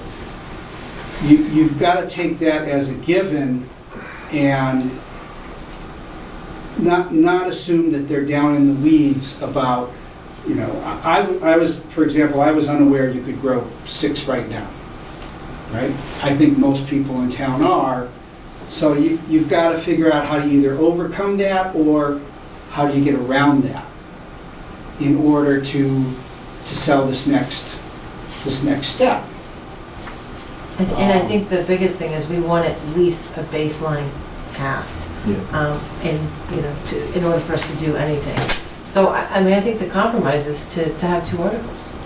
And Because we did talk about, you know, a little bit, some residential thing, you know, some residential growing with some acreage, you know, I'm not exactly sure how we would do it. You know, I guess we can, you know, we're gonna talk after this informational session when we close, so if you wanna stick around, maybe we can whip something together. But I think that would be the way to do it, to do those 2 articles. So the way that town council revised our draft, they actually combined, so we had 2 separate articles, one for the zoning bylaw and then one for updating the schedule of permitted uses to allow for the marijuana establishments. So he redrafted it and said, let's combine them under one article, but have like a 1 and a 2. So maybe this could be like a 3, where the 3 does or does not get included. Yeah, but I think it needs to be completely separate. I don't know. I think that's. Oh, you certainly, I'm sure you could, I mean, I think that's just saying, if we pass the bylaw, you have to pass, you have to update the table. Yeah. You know, and it doesn't make sense, it's never made sense to have those as 2 separate things. Mm-hmm. I think that's, I think, why he's combined those. But now we're this is kind of a separate piece to say, now we're gonna have a different update to the table that would allow tier 1, you know, and then of course the question would come up, well, why, you know, what's tier 2 then? And would that make sense in a larger residential lot? Or to, you know, I mean, and again, this, I'm gonna go and pull this and read it tomorrow while my boss isn't looking. I mean, Well, from the AgCom's point of view, Yeah. we're not interested in 2, 3, 4, tiers 2, 3, and 4. It's tier 1. It's for farms to be able to compensate for changing markets. It's, that was the whole point of having the tier So in system. this, and even with retail, my hesitancy for retail and business and limited businesses, just 2/3 to get of a controversial topic, to get 2/3 of people to agree to something is extremely hard. I think the retail is a harder sell than the cultivating. It might be. I really do. I really do. I think it all depends. The reason why I didn't push back with the retail is because once you put the 500-foot setbacks, then it pretty much negates everywhere, mostly anyway. Until there's some changes like Yeah. the one that's 485 or something that. But that's just why we're, you know. I mean, your children are much safer if somebody has a license to do this than your next door neighbor growing their 6. You're rationally thinking. You're so. Town meeting is emotional. It's emotional. So. I mean, we have 2 hours of discussion on Camp Virginia, but everybody, I would say 99% of people knew how they were gonna vote going in. The discussion's good and fine, but emotionally, people knew what they were doing. You know, so people are going, you know, 45% of people say, I don't want marijuana, period. So we'll divide it out, stick around. I mean, you know, I mean, what, you know, in fairness with the survey, you know, yeah, you can say I don't want it, but bottom line is if we don't pass the bylaw, well, that's what I was saying. I mean, either way, it's going to be in town, or it could be in town. That's how we go from 50% to 67%, saying, you know, we're gonna have a tight zoning, there's gonna be something if you don't pass it, so we should be able to pull people over. But if we start adding residential, well, actually, so if you add the residential, then those people have no reason to be pulled over, because if they don't vote for it, the state law, Totally. the state law then would not have it. Until the farmers get the right to farm bylaw changed to. They're to pushing add it. You know, add it back into that, and then it's by right, and then Yeah. unless we have some local Which restrictions. I'm surprised that it's not, but. It's, I don't know. To your question about similar articles, the town common at the last ATM, there were 2 articles on that warrant to purchase it. The first article was a citizen's petition, which was signed and registered and added to the warrant according to the laws. And then there was the realization that there was an error in the wording of that. So now the selectmen cannot delete a citizen's petition from the warrant. Yeah. So the people in support of the town common then went and got another citizen's petition with the correct wording on it. And both of them appeared in the warrant. Yeah. So stuff like that can happen. Yeah, so, I mean, in general, I'm fine. If we could divide it out and not threaten our other one, let the town vote on it, you know? I have no problem with that at all. You know, so. Yep. We'll create this, you know, let's wrap this up. Yeah. And we have on the agenda to work on the bylaws more. Let's just whip together that. Well, I mean, without any of us having read that, I'm not sure we can whip anything together. Well, tonight. let's get a baseline. But I think we can. We don't have another meeting, that's the problem. Well, yeah, well, we can't deliberate on it until the 14th. Yeah. We have to come up with something. If we're gonna do it. But the whole point of this is to get feedback. We've gotten the feedback. Somehow between now and the next meeting, we need to. I think it's to allow yeah. the tier 1 within a resident. Yeah, I don't think Yeah. it's that complicated. I think Yeah. that Yeah. article will be very short. Yeah. It's updating maybe 1 or 2 sections. Yeah, basically of to the bylaw allow that tier would 1 get within a passed. residential zoned area. I mean, all the other aspects that she's referring to in terms of security, advertising. It's all in those regs anyways. I've already included all of that, so it's already in that bylaw. So would we have any minimum acreage in residential or any setbacks? Village Board would have to, that's something you guys What could would you deliberate guys tonight on. think of some minimum acreage lot or? 4.5 would work. So, well, then it's all backland Any lots, backland. any backland. Oh, or any of Or our backwards. sites. No, I mean, honestly, But do you on even a need to- 2-acre parcel, you would be, Yeah. if you had the room to do it in your basement, or if you had, I don't know, a shed on your property that met all of the requirements for the state. Yeah, I don't know if there's necessarily an acreage that's needed. But I say that not having read some of that, with understanding all the setback and the security requirements, but, I was just, thinking, a tighter, say, Bolton Woods Way, where the houses are really tight together, where you would want it there versus more, a 4-acre small farm, type lot. Does the board want it, the option of being able to grow it outside or only in a structure? Because currently our bylaw only allows for it to be in a grown structure. So what does that thing say? It says it could be in It a says it can be greenhouse? both, right? But then There's requirements for outside. There's requirements Yeah. for outside too. The so- fencing and the security and the Laser cameras.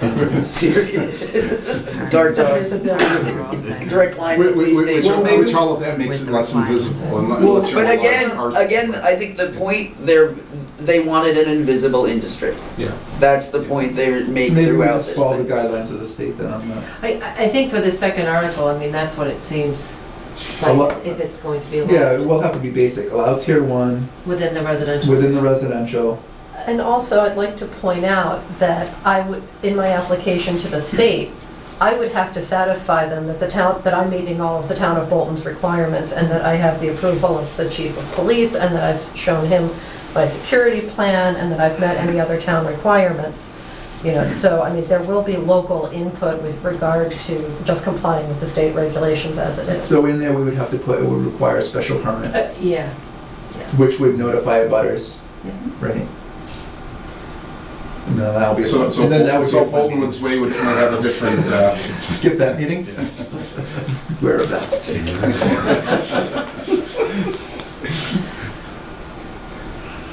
yeah, so somebody Lots of going to, residents angry at us. somebody going to do it in Boltonwood's Way would, you know, Have the entire neighborhood, or? well, I mean, if, a permit hearing for that would be pretty, Yeah, you know, it wouldn't slide through. You know, yeah. and somebody built, you know, that has a, you know, 4 acre, 5 acre, 20 acre Yeah. parcel, and they're, It only has one abutter or two abutters, well, yeah. even if they have 10 abutters, but it's so remote that they don't, you know, nobody cares. Right. So I think having this by special permit would, If we And were then to DRB whip something can together and kind of put it together, and then between now and February 14th, which we realized we wanted to add some more, you know, something to it. We could do it offline individually, we could send our notes, Okay. but we couldn't deliberate over email or anything. right. But how does that get implemented on the 14th? Because then I may say I want to add this, and you guys. When's the hearing start? 7? 7:30, I mean, we could meet earlier. Could you set the meeting for 7 so we Yeah, can? we could go over it at 7 and Yeah. then- Oh, I have another hearing, so I can't get that day. Oh, no. We'll need 4 though. You know, so- I have a Can hearing you in make- Norfolk that I have to go to. I can make it the 14th. Yeah, as far as I. You're good? I'm married with adult kids, I'll be there. You're good? I won't be with my husband, I'll just be at another consultation. So we're not the only crazy people having hearings on the day? Nope, Norfolk does too. Excuse me, can't planning board call special meetings as long as you have the 48-hour notice? Yeah, well, that's what we were saying, we move our meeting a half an hour early so we can deliberate before the hearing. Well, I think to Martha's saying, could we We can call do a it a meeting on the different day, 7th? yeah. Yeah, Or something, and, you know, Yeah. for. As long as it's properly noticed. Yeah. I think if we just do it beforehand, that's fine. You?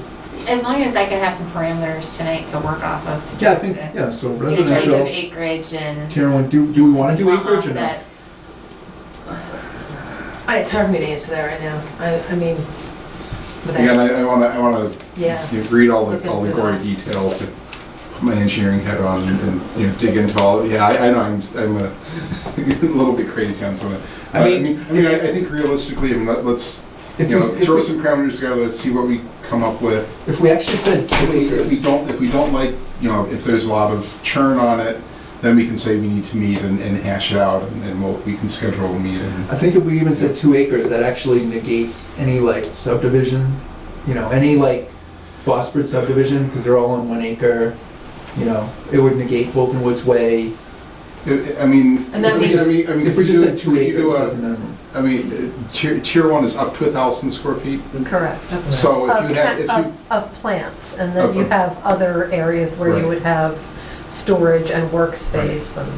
but if you wanted to do something that was, you know, 400 square feet in your basement, it would still be tier 1, Mhm. and, you know, but then Bolton Woods Way or you know, any It's of the more than phosphorus 6 or anything plants. would, you know, I mean, it's in your basement, you know, it's not like you're building a greenhouse, you know, out back, or a shed or anything like that, but, you know, any structure you built outside would have to meet all the I offsets mean, I and was just everything thinking, anyway, in so. phosphor type developments or in Bolton Woods Way, it's not a farm type, You're right, I mean, I think a 2 acre minimum is a reasonable, it's, yeah. That's the minimum farm size. yeah, I mean, You that can have a seems, farm at 2 So- acres yeah, under okay. special conditions. You have I to mean, that show seems that like you a produce Mhm. X a amount. reasonable So that, number. yes, so that would make sense. It doesn't, you know, exclude, it doesn't make it to have to be a backland lot, like you could Yeah. still have it with other lots as well. I think that'd be fine. So what about offsets for an outside growing facility that's fenced in? So, Because that would not I actually had a cost- question, so building this, like, so if, say you wanted to build a giant greenhouse, That is a structure, so that structure It would would have have- to meet the 20-foot offsets in the residential. yeah, so, Or the 50-foot if it's a backland lot. so follow those same. Yeah, but what I'm saying is if it's not a You want- structure, if it's just they're growing it and it's Well, they can't just fenced grow it. in. They can be outside. They can be No, I know, fenced they in. can't, but they have to have, I thought that they had to have security, fencing, like it Right, has but to what be I'm saying is invisible. it doesn't, just because you have fencing doesn't mean you Well, have to meet maybe the even, offsets in just keep property the same line. offsets. Yeah. I So gotcha. same offsets for building, keep the same offsets for not whether growing. it's fenced in or Whether not. it's outside Does that make growing sense? or, Well, and I'm not sure because I really haven't studied the regs with regard to doing anything outside because frankly, given the growing season in New England, it wouldn't be particularly practical to build anything outside on a small scale. But they may have visibility requirements in the regulations in terms of What can be seen. yeah, and I'm not sure, I'm not positive. Well, but I so think anything from the state would still be there, but, so this local zoning would be on top of it. So I think if we just put, whatever we put for sheds, whether it's a greenhouse or a fenced-in area, just, I mean, that's probably good, just for something. Do you have space requirements for any other agricultural activity? No, because, No, the state dictates. yeah, the state dictates and right to farm. Right. The So accessory use. My concern is if you put a 2-acre minimum on, in my mind, that's economic discrimination. Well, What's you said that you're not What's allowed that? to Why do you farm at think less that? than, you said you're not allowed to farm at less than 2 acres anyway, right? There's special you have to prove that you're a farm at 2 acres. At 5 acres, you're a farm, but at 2 acres, you have to have X amount of So to be retail 60 sales. for So to be off the farm. 61B or whatever you're To saying? receive the agricultural exemption under the State Zoning Act, you have to meet those But requirements. if I want to grow if I want to grow tomatoes in my basement and sell them, there's no minimum size to that, right? Or the person at daylilies or irises that, I mean, they don't have, acres and acres of flowers. I mean, it's, so I'm not sure that. I mean, I don't care, I was just trying to help the bylaw pass, But I'm still not, I'm still not following that. How Well, is that? I think, I'm not saying this is true in all cases, but I think people who are buying smaller lots or in a phosphor are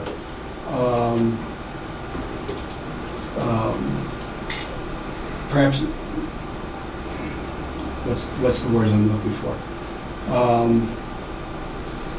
If they had the economic ability to buy a larger piece of land in Bolton, they would. Yeah, All right? so you think it's discriminatory against, I mean, by not allowing?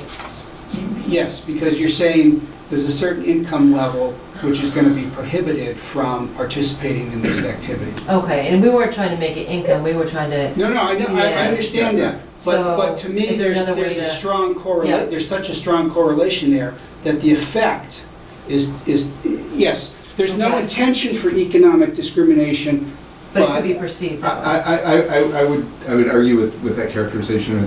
The phosphate or not is a choice by the developer. And we tend to push them towards that to preserve more open space. There's still a lot of very large houses and a lot of very well-off people that live in 1 acre lots. 1 acre lots. Okay.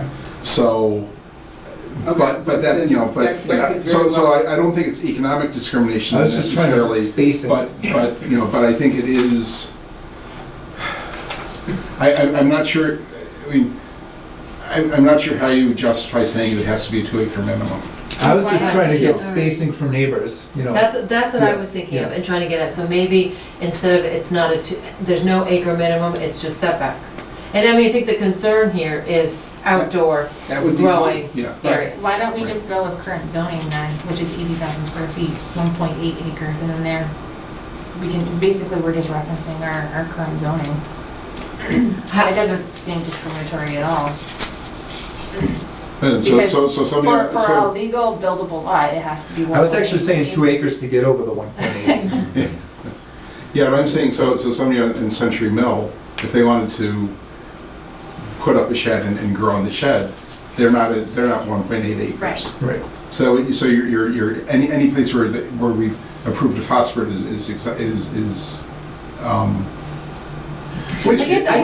my- That makes sense, because it's more dense, it's more, it's more neighbors, more people that could be upset by the situation, whereas if you're kind of spread out in a more open type lot, some other corner of town, then, I guess my whole thing is, I don't want to prohibit it based on necessarily the size of the lot, it's the setbacks. that I think are the important aspect here.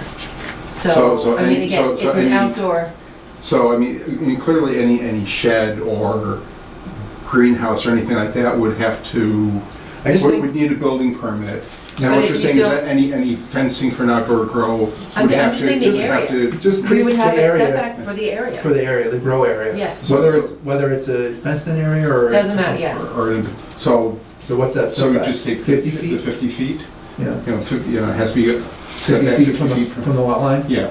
So other than, And other 50 other feet than in- Main Street, I think that's covered pretty, you know, allowed in pretty much any house in town. So 50 feet and not visible from, 50 feet and not visible from a butters? Is that what it says? Is that too much of a hardship? I can't, I don't have my Yeah, we copy should- with me, yeah. but. We should make take sure a what look it at says in Yeah. there, because Yeah. they could say 100 feet in the regulation. you know. Yeah, yeah, right. And that's a little, you know, I want to read it. before we Maybe spend a lot it's of an time. X just setback. trying to create a baseline for Erica so she could write something up, and then Yeah. offline, all 5 of us need to go and look at that and come up with anything that we want to add to it, but. I mean, we can just start for now and say 50 feet There setback. are no offsets to property lines. There are no offsets, okay. Then, yes, I think there absolutely should be an offset to the property. All right, so no minimum acreage, just. No 50 minimum feet. acreage, an offset to the property line, and I think there should be a sentence in there about visibility if it's not already covered under the state regs. Yeah, that's much more suitable. Visibility in terms of buffering, like requiring a vegetated buffer, that kind of thing? And I wouldn't If make you're it, going, No. I mean, it may already be in there, so, I mean, but yeah, I would say some sort of screening. It doesn't have to be vegetated, just some sort of screening. It could be a fence, it could be plantings, it could be, you know, I would leave it up to But it's buffering. It's Buffering, Some type of, some sort of screening right. of the facility, yeah. But that may well already be in there. And I'll have to go back and look at that section. Yeah, Yeah, and we need to, we all need to, you didn't know you had to be an expert in marijuana growing too. And then I'm I'm perfectly happy with that, because I think we can convince a portion of people to vote for the baseline. the baseline which we came up with. I hope so. That one will be a lot more controversial. But at least, But at least we have our yeah, local zoning bylaw. I think the worst place we will be is if it doesn't pass at all, and then we've got no, Well, then Then it just nobody's reverts happy. Well, back then to it's just the this- state. but then it's not Yeah. allowed basically in town, is it? No, well, no, it is. It's allowed It is, anywhere in yeah, town. Allowed anywhere. Allowed. Not in Not residential. residential. Yeah. Not And any commercial, there's no 500-foot offset or Yeah, anything, yeah. so, you know, so then you could have, you know, 626 or, Yep, you know, 66 and, you know, Bolton Orchard's next side business, or, you know, whatever the case may Worst be. thing you can do. So, okay. So in residential districts, correct? Yeah. Okay. Tier in one. a separate bylaw. Yeah. Separate article. I will article, make yeah. sure to do that, yep. Okay, And then you can advocate for it. that I will. I mean, I need to speak with the AdCom, of course, but this is in general what we requested of the planning board before these draft came out. You know what, that- even, we might not be able, thinking about it, we'll present, I think Mark was gonna present this one. You can present our baseline. But if you feel like you can advocate a town meeting better for it than we can, maybe you guys should be the one that Well, presents we'd it. be happy to stand up and say something. I mean, We can, Supporting they do your a guys' Senate, decision. we can, give our time. Yeah. Well, I think it's still good, you could, Mark could, introduce it, Well, but I'll there's still always. introduce it, and Yeah. certainly, you know, Ag Commission and whoever can get up and, you know, I think it's, speak yeah, to it it. should but- still be presented from the Yeah. planning board, but it would be good to have No, but I think, components that maybe, We're sponsoring, so I think one of those needs. So even outside, you have to have 24/7 cameras with a backup should the power go out. I don't think a lot of people are gonna try doing Again, this. No, and not with the growing seasons, well, a little more global warming. think, that was, might I be mean, that's a good economical, point, but your New England growing season. I'm perfectly happy to give you guys the shot to get it to pass. I'm skeptical if it will pass, but you can go for it. No, I appreciate the board listening. Did we go? I Yeah. think we're good, are we, oh my goodness, we're gonna get home? So, No? What else do we have? I think, so that's the end of the informational session, and actually, we don't have anything else on the agenda except for approving minutes, right? Awesome. Right, yeah. I had some, I had a couple of comments on the, Yeah, I'm on my way out. Yeah. So actually, just, Okay. thank you. You've been real, thanks. My changes for the overlay. So I made some additions. It's in your packet. So my intent here was to clearly show that it's a calculation based off the baseline number. And if you just said 2/3, it doesn't, it's, when you say 2/3, you're thinking of 2/3 of a total, but the total changes based on what the composition of over 55 versus not over 55 is. So let me just read this out and see what people think. Okay? Let me just read it. The maximum permissible dwelling unit count of any cottage overlay district development shall be calculated based on first determining the number of dwelling units which would otherwise be permissible under residential divisions set forth by a cost rate. Cottage overlay development shall permit an increase to this base number of dwellings by a factor of 2 relative to the portion of development not restricted to persons age 55 or older, by a factor of 4 relative to the proportion of development restricted to persons age 55 or older. A minimum of half the base number of dwellings determined by phosphorus before density factors are included must be restricted to persons age 55 years or older and use the 4x density factor. The results of the density bonus calculations described above is not less than 2/3 of the final number of dwelling units in any cottage overlay district development up to 100% of the units. So that's, so pretty much by, it really hones in that this is a calculation based off the base number, you know, when you get, so that's kind of what I was trying to get at. I think when you start talking about, the minimum of half of the base before, and then you're 2/3 later, I think that's where it gets, I think that muddies the water. I think, I mean, bottom line, first of all, you have engineers who are gonna be doing these designs, so they understand it's a moving target, but I think basically, you've got what the multipliers are, and I think just, 2/3 of the final dwelling count needs to be 55 or older. And how they get to, how they figure out how many units of each that ends up being, is up to them. I don't think, I think it muddies, just like our old example here kind of muddied the water and confused it. I think adding that the sentence at the end of section A, I think muddies the water as well.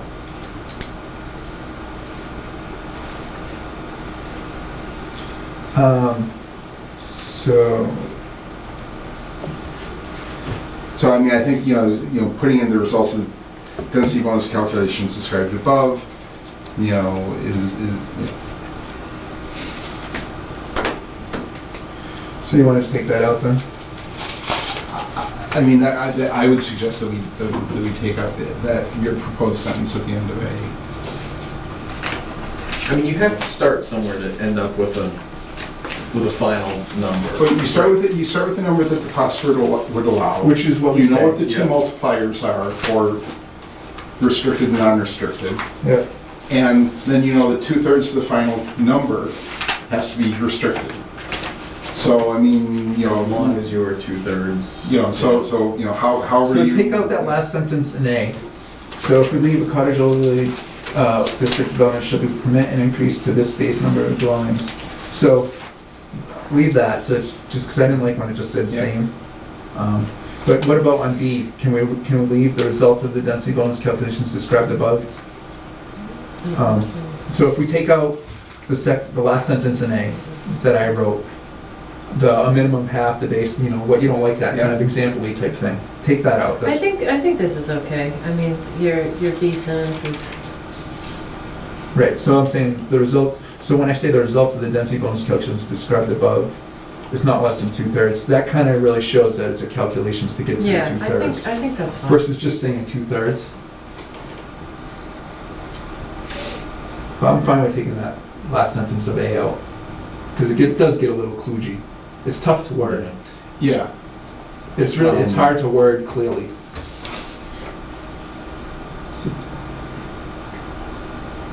So then leave the results of the density bonus calculations described above is not less than 2/3 of the final number of dwelling units in any cottage overlay district and up to 100% of the units.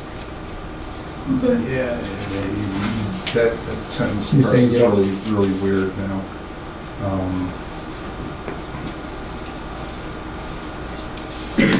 Take out and up to the 100% of the units.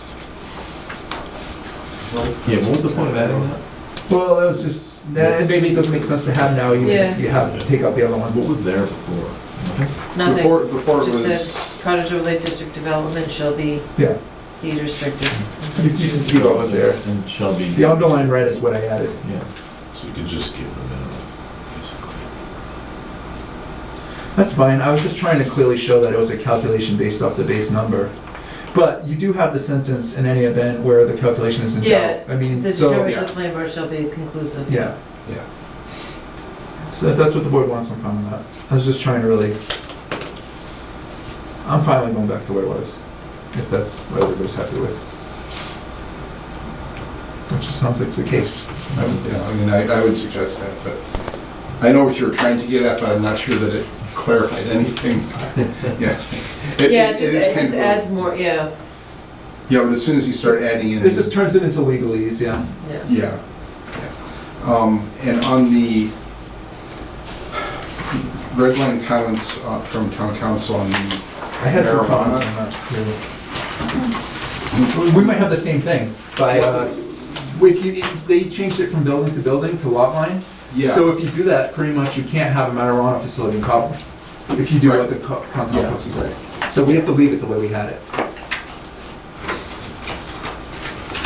I thought I had some other ones from. And that was the only one, I was swamped today, so I didn't get a chance to ignore my deliverables and look at this stuff, but that one did pop out at me that, you know, it was a pretty significant change from the building to the lot line. Yeah, I don't know why he changed that, but I thought I had some.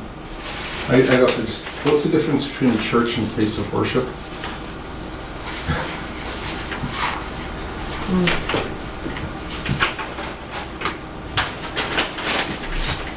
Yeah, so that's one. So go back to what we had it, Well, so, you call different places, yeah, I get it, yeah. It's kind of a little bit repetitively redundant. I mean, you there, could just so. get rid of church and just say place of worship, and that would cover it. Yeah. Because church is specific, whereas place of worship, I think, covers Yeah. all denominations. And it's a small, it's just a little, yeah. so then on 9, Erica, we're gonna go back to building to building, the building Yeah. to building wording? Yeah. Yeah. I mean, did he have some rationale for why he changed it to property line? I actually haven't spoken to him, it's just whatever, I don't know what he said in his comment. I mean, that That would pretty much- His comment was just kind of referencing or any other facility where children currently. maybe he wasn't thinking, he was just trying to make it more clear, Yeah. but, He says that we don't want to be vague, I mean, yeah. it's like it won't But it get, has to be building to building, or that would pretty much cut out all the industrial as well, yeah, no, I think because that's, it's residential touching industrial. Yeah. It can't be property line to property line, just can't. Number 11, I said this before, I don't understand why we even need that one. Number 11 is the buildings in which a marijuana establishment is permitted shall not be located within 300 feet of any other building containing another marijuana establishment. I mean, if there's 2 buildings in the industrial, because so you have both Cabo buildings, right? So if they wanted to do something in the lower one and something in the upper one, then we couldn't do it, I think. Right. So you want that, the empty industrial parcel to become a big grow facility? I'm fine with that. Back column to be a Yeah. manufacturing and Sure. testing, and the front to be the retail. Create a complex. And Marijuana district. Marijuana district, Yeah, exactly. I just don't think we Famous need- all over. I just don't think we need that 11, that 300 feet from building to building. It's weird when we've looked at, you know, down periodically, well, every year it says that we need to pass some adult entertainment stuff. Yeah. And when we looked at the regulations, that every place said, you know, that you couldn't have more than, you know, that there needed to be separation between them instead of. So we don't create a red light district. Yeah, exactly, which, you know, it's like. I'm fine with creating a marijuana district. Yeah. I think this is. Right. Well, Take that out? I'm not It sure why. it would also, if the second article passed, that would limit, because technically a marijuana establishment would be a Is- cultivation. Oh, true, so you couldn't have a resident nearby do it. And there's a section here, number 2, that says it has to be in a fully enclosed building or structure. So that Well, would, so I think we'd have to, adjust when we get to that other I one. think medical does have to be all enclosed. I think So this it's- is recreational, we kind of built our recreational off. Off of the medical one.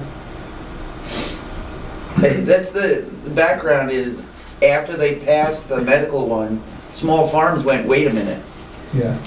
you know, why can't we be in this business? And that's why they took such effort to change this. Yeah, and again, we just went with industrial because it was easy for us to contain it and create an easy bylaw. But for what they proposed for the medical marijuana, it makes sense. Yeah, I mean, you're talking about a huge operation. yeah, there was no tier 1. Yeah. All right, so get rid of 11. Did anyone have- To number 10, I would have to add, no marijuana establishment, and then in parentheses excluding tier 1 shall be located inside a building containing residential units, Well, right? do we do that, or as part of the separate bylaw, do we? Yeah, amend adjust it in the second the- one. The language Yeah. there, or is that gonna get too? Well, no, that would be, yeah, right, that In would the be for the second article, but Yeah. I'm just saying that's, you know. Yeah. Yeah. Okay. And same with the enclosed building Yep. on number 2. Yep.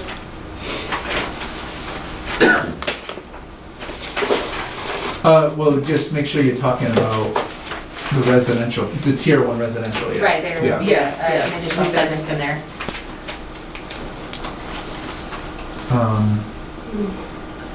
Let's see. Oh, actually, he had in his, I think he had a mistake. So he actually divided up into uses. He separated out retail. But I think he said no retail and industrial, and I think we're fine with retail and industrial. I think that's because the earlier version, I didn't have it correctly written, so that's probably why. Yeah. But I'll update Yeah. that. And I think that's it. So the thing is, so we have the 3% sales tax in there, but then the 3% option tax is just something that the Board of Selectmen do? That's what he said? The host agreement, the 3%, that's through the host agreement, that gets decided on by Board of Selectmen, and it has to go to town, that agreement needs to go to town meeting, so that gets ironed out later. But the 3% local option tax, we need to have an article for that to allow it. So even if we don't pass a zoning bylaw, we can still get that. If So there's this 3% gross sales tax, right? That's in here, right? In the- Yeah, that's this article. That's this one. Yeah. But then the 3% optional tax, which you negotiate with the, Well, I don't know, that's like one and the same, I don't know what you're. I thought there was a locked-in 3% off the gross sales, right? This is the act allows municipalities to collect a local option tax of up to 3%. The gross sales one is the host agreement, the community impact fee. And then it says the town. So one of them needs to be in here, and then one of them, Yeah, this is the correct, this is the local, this is what they call local option tax, 3%. that's the one in here. That's the article. That's on top of the 3% that's guaranteed. That's negotiated, yeah, with the host community agreement or whatever.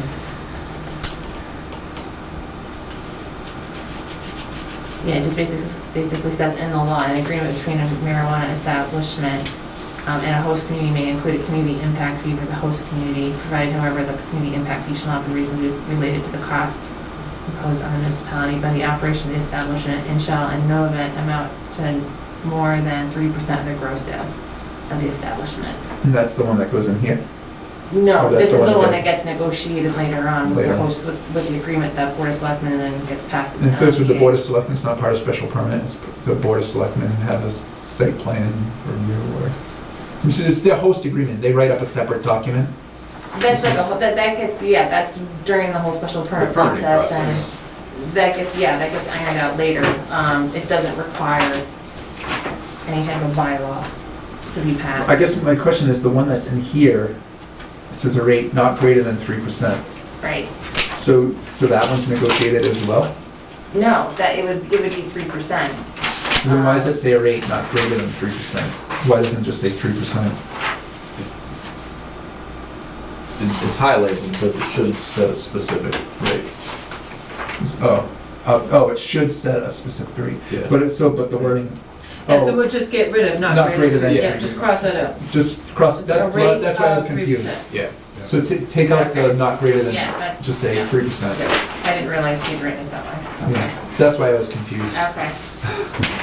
So how does that work with the tier 1 gross? What's, Same way, I guess. is it 3% off of, I think it's 3% off gross, and then whenever you negotiate on the host community. okay, so even for tier 1, you need to do a host community? Yeah. I guess it makes sense. 3% for extra police drive-bys and, or Wheeler Road, maybe any police drive-bys.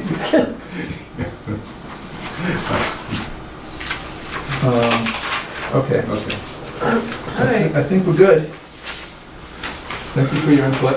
All right. If anybody has any questions, I'll try to answer. I know a reasonable amount about it. You're gonna have to get your sales pitch on for town, that's for sure. You know what I'm excited about is going on Facebook, the town page. That'll be fun.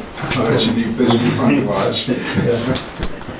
So, will you guys be all set with me not being here next? We should be okay. Just have to make sure nobody's sick. We can't have any dropouts. Right. Anything we need, we've got 2 hearings, then, We have right? 3 hearings that evening. 3 hearings.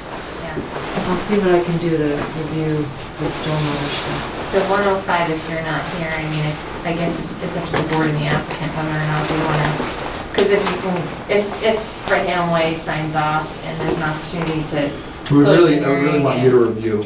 I mean, my question is based on, they haven't met Fred's Not yet. comments yet, so we're gonna get another request. We're gonna get another one now.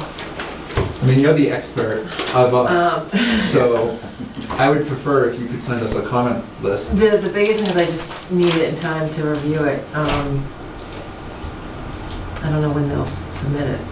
Fred just got that third review letter either, I think it was yesterday. Yeah. So I don't know when they're gonna turn it around. And what's the other one? What's the, because there was 2 of them, we're gonna be revising the stormwater report. Keys Farm. Keys Farm is also gonna be, and we haven't gotten that one yet, right? No. Yeah, because they, I mean, they said that They usually submit like at the last hour. Just one other thing on the Well, marijuana. you know, we're required to get it a couple of days before, so, I mean, let them know. No, I can If send they it want to out. hold if they want the hearing, to be, I mean, it'd be good if we could get a week in advance, and then that gives me time to review it. And I only said, I'm like so swamped at work and just trying to get my work done. And this hearing I'm going to in Norfolk's a very big controversial project, so I can't wait to do that one. to turn that side of the table. Yeah. Let's just say at the board of selectmen, there was 25 abutters that were showing up, you know, so should be a good one. And it's a road, it's a public road, so. But anyways, but I'll try, if I can get the stuff a week in advance, Yeah, I'll try to see. I'll if I let can. Greg know that we need it a week prior. Okay. You said there was something else on, Yeah, because, so Don had gone to the MMA trade show last week. Yeah. He came back with a bunch of good information, a lot of it put out by Copeland and Page on, you know, marijuana and the draft regulations. And one thing in this particular handout, a municipal top 10 list, they talk about social consumption establishments. Which handout? This one This here, one, the the municipal top top 10. 10 list. Oh, sorry. So this kind of caught my eye because we don't address this. They talk about how the regulation, these draft regulations sort of imply that if you allow for retailers, you could be also allowing for consumption of the marijuana. So they it's were a place just- not just where they buy it, but where they can, you know, use it. Right, exactly. They could actually smoke it there. So they were just saying that, you know, be cautious of this and maybe you want to be proactive in prohibiting the social consumption establishments as a separate use. So there's a section in there that talks about that. So I, you know, seeing that, I kind of went back to town council and I just said, hey, look, you know, should we be putting something in our bylaw that basically, you know, bans the retailers from doing the social consumption? He didn't seem too concerned because it was a draft regulation, and at this point, we don't know what's gonna be. what types they're gonna move forward with that could get dropped. However, I still kind of feel like we should put it in there. You know, I would like to say retailers and then in parentheses excluding, you know, social consumption operations, I'd be just to okay be with that. clear. I thought we had. We asked that in the survey, right? It is in the I thought we bylaw. put it in. It does say in the bylaw that consumption is not allowed on the property, but in terms of the schedule of permitted uses, like I would like to I think it should be clarify clear. it there. I think it should be, yeah, Yeah. I think we should put that in there. Retail sales only or Yeah, something. yeah, like- Yeah. And Where I it says don't under know, the use, like, Yeah. you know, retail sales does not include. So on the use table, you would add usage Like of it? I would just maybe in parentheses next to the retailer, just excluding, you know how like for restaurants we have in parentheses, if, you know, no driveway. Yeah, no drive-throughs Yeah. allowed, yeah. Yeah, Similar excludes sort of social thing consumption here. establishments. And then I don't know if, under definitions, if you want me to include the definition of social consumption I think if we operation. reference it in the table, you need to I think find that's fine. somewhere. Yeah, Because town council was recommending that we kind of stick to the definitions that are in the actual the state, law. yeah, yeah. And this would be this would be a definition referenced from the regulation, but we could always pull it at the last minute if we had to, if it, you know, if it gets dropped from the regulation. I think the final regulations are due in March, so I think it's worth. putting in It's still, there. well, that's fine. But Yeah, I mean, that we It can doesn't obviously hurt, put on the yeah, floor it's if we nothing. need to. I don't understand how it's not already banned by the language that we had in it. I just Just further clarification, yeah. Mhm. I mean, technically, you need a ballot vote to allow for on-site consumption. But because they had some ambiguity in the regulation now, you know, I think that's why Copeland and Page are kind of bringing it to municipalities' attention. Just to make sure it's clear. Yeah.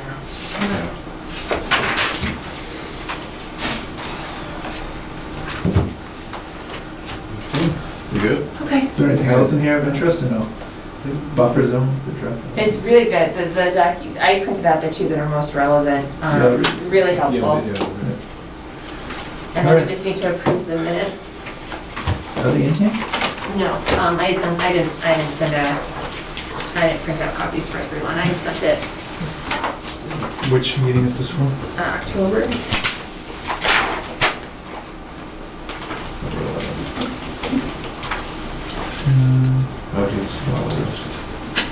Oh yeah, Bob Coolots. Dave read the entire bylaw. I remember all this. Solo one project, decommission thing. Review potential bylaw amendments very early on. Administration, yeah, seems good to me.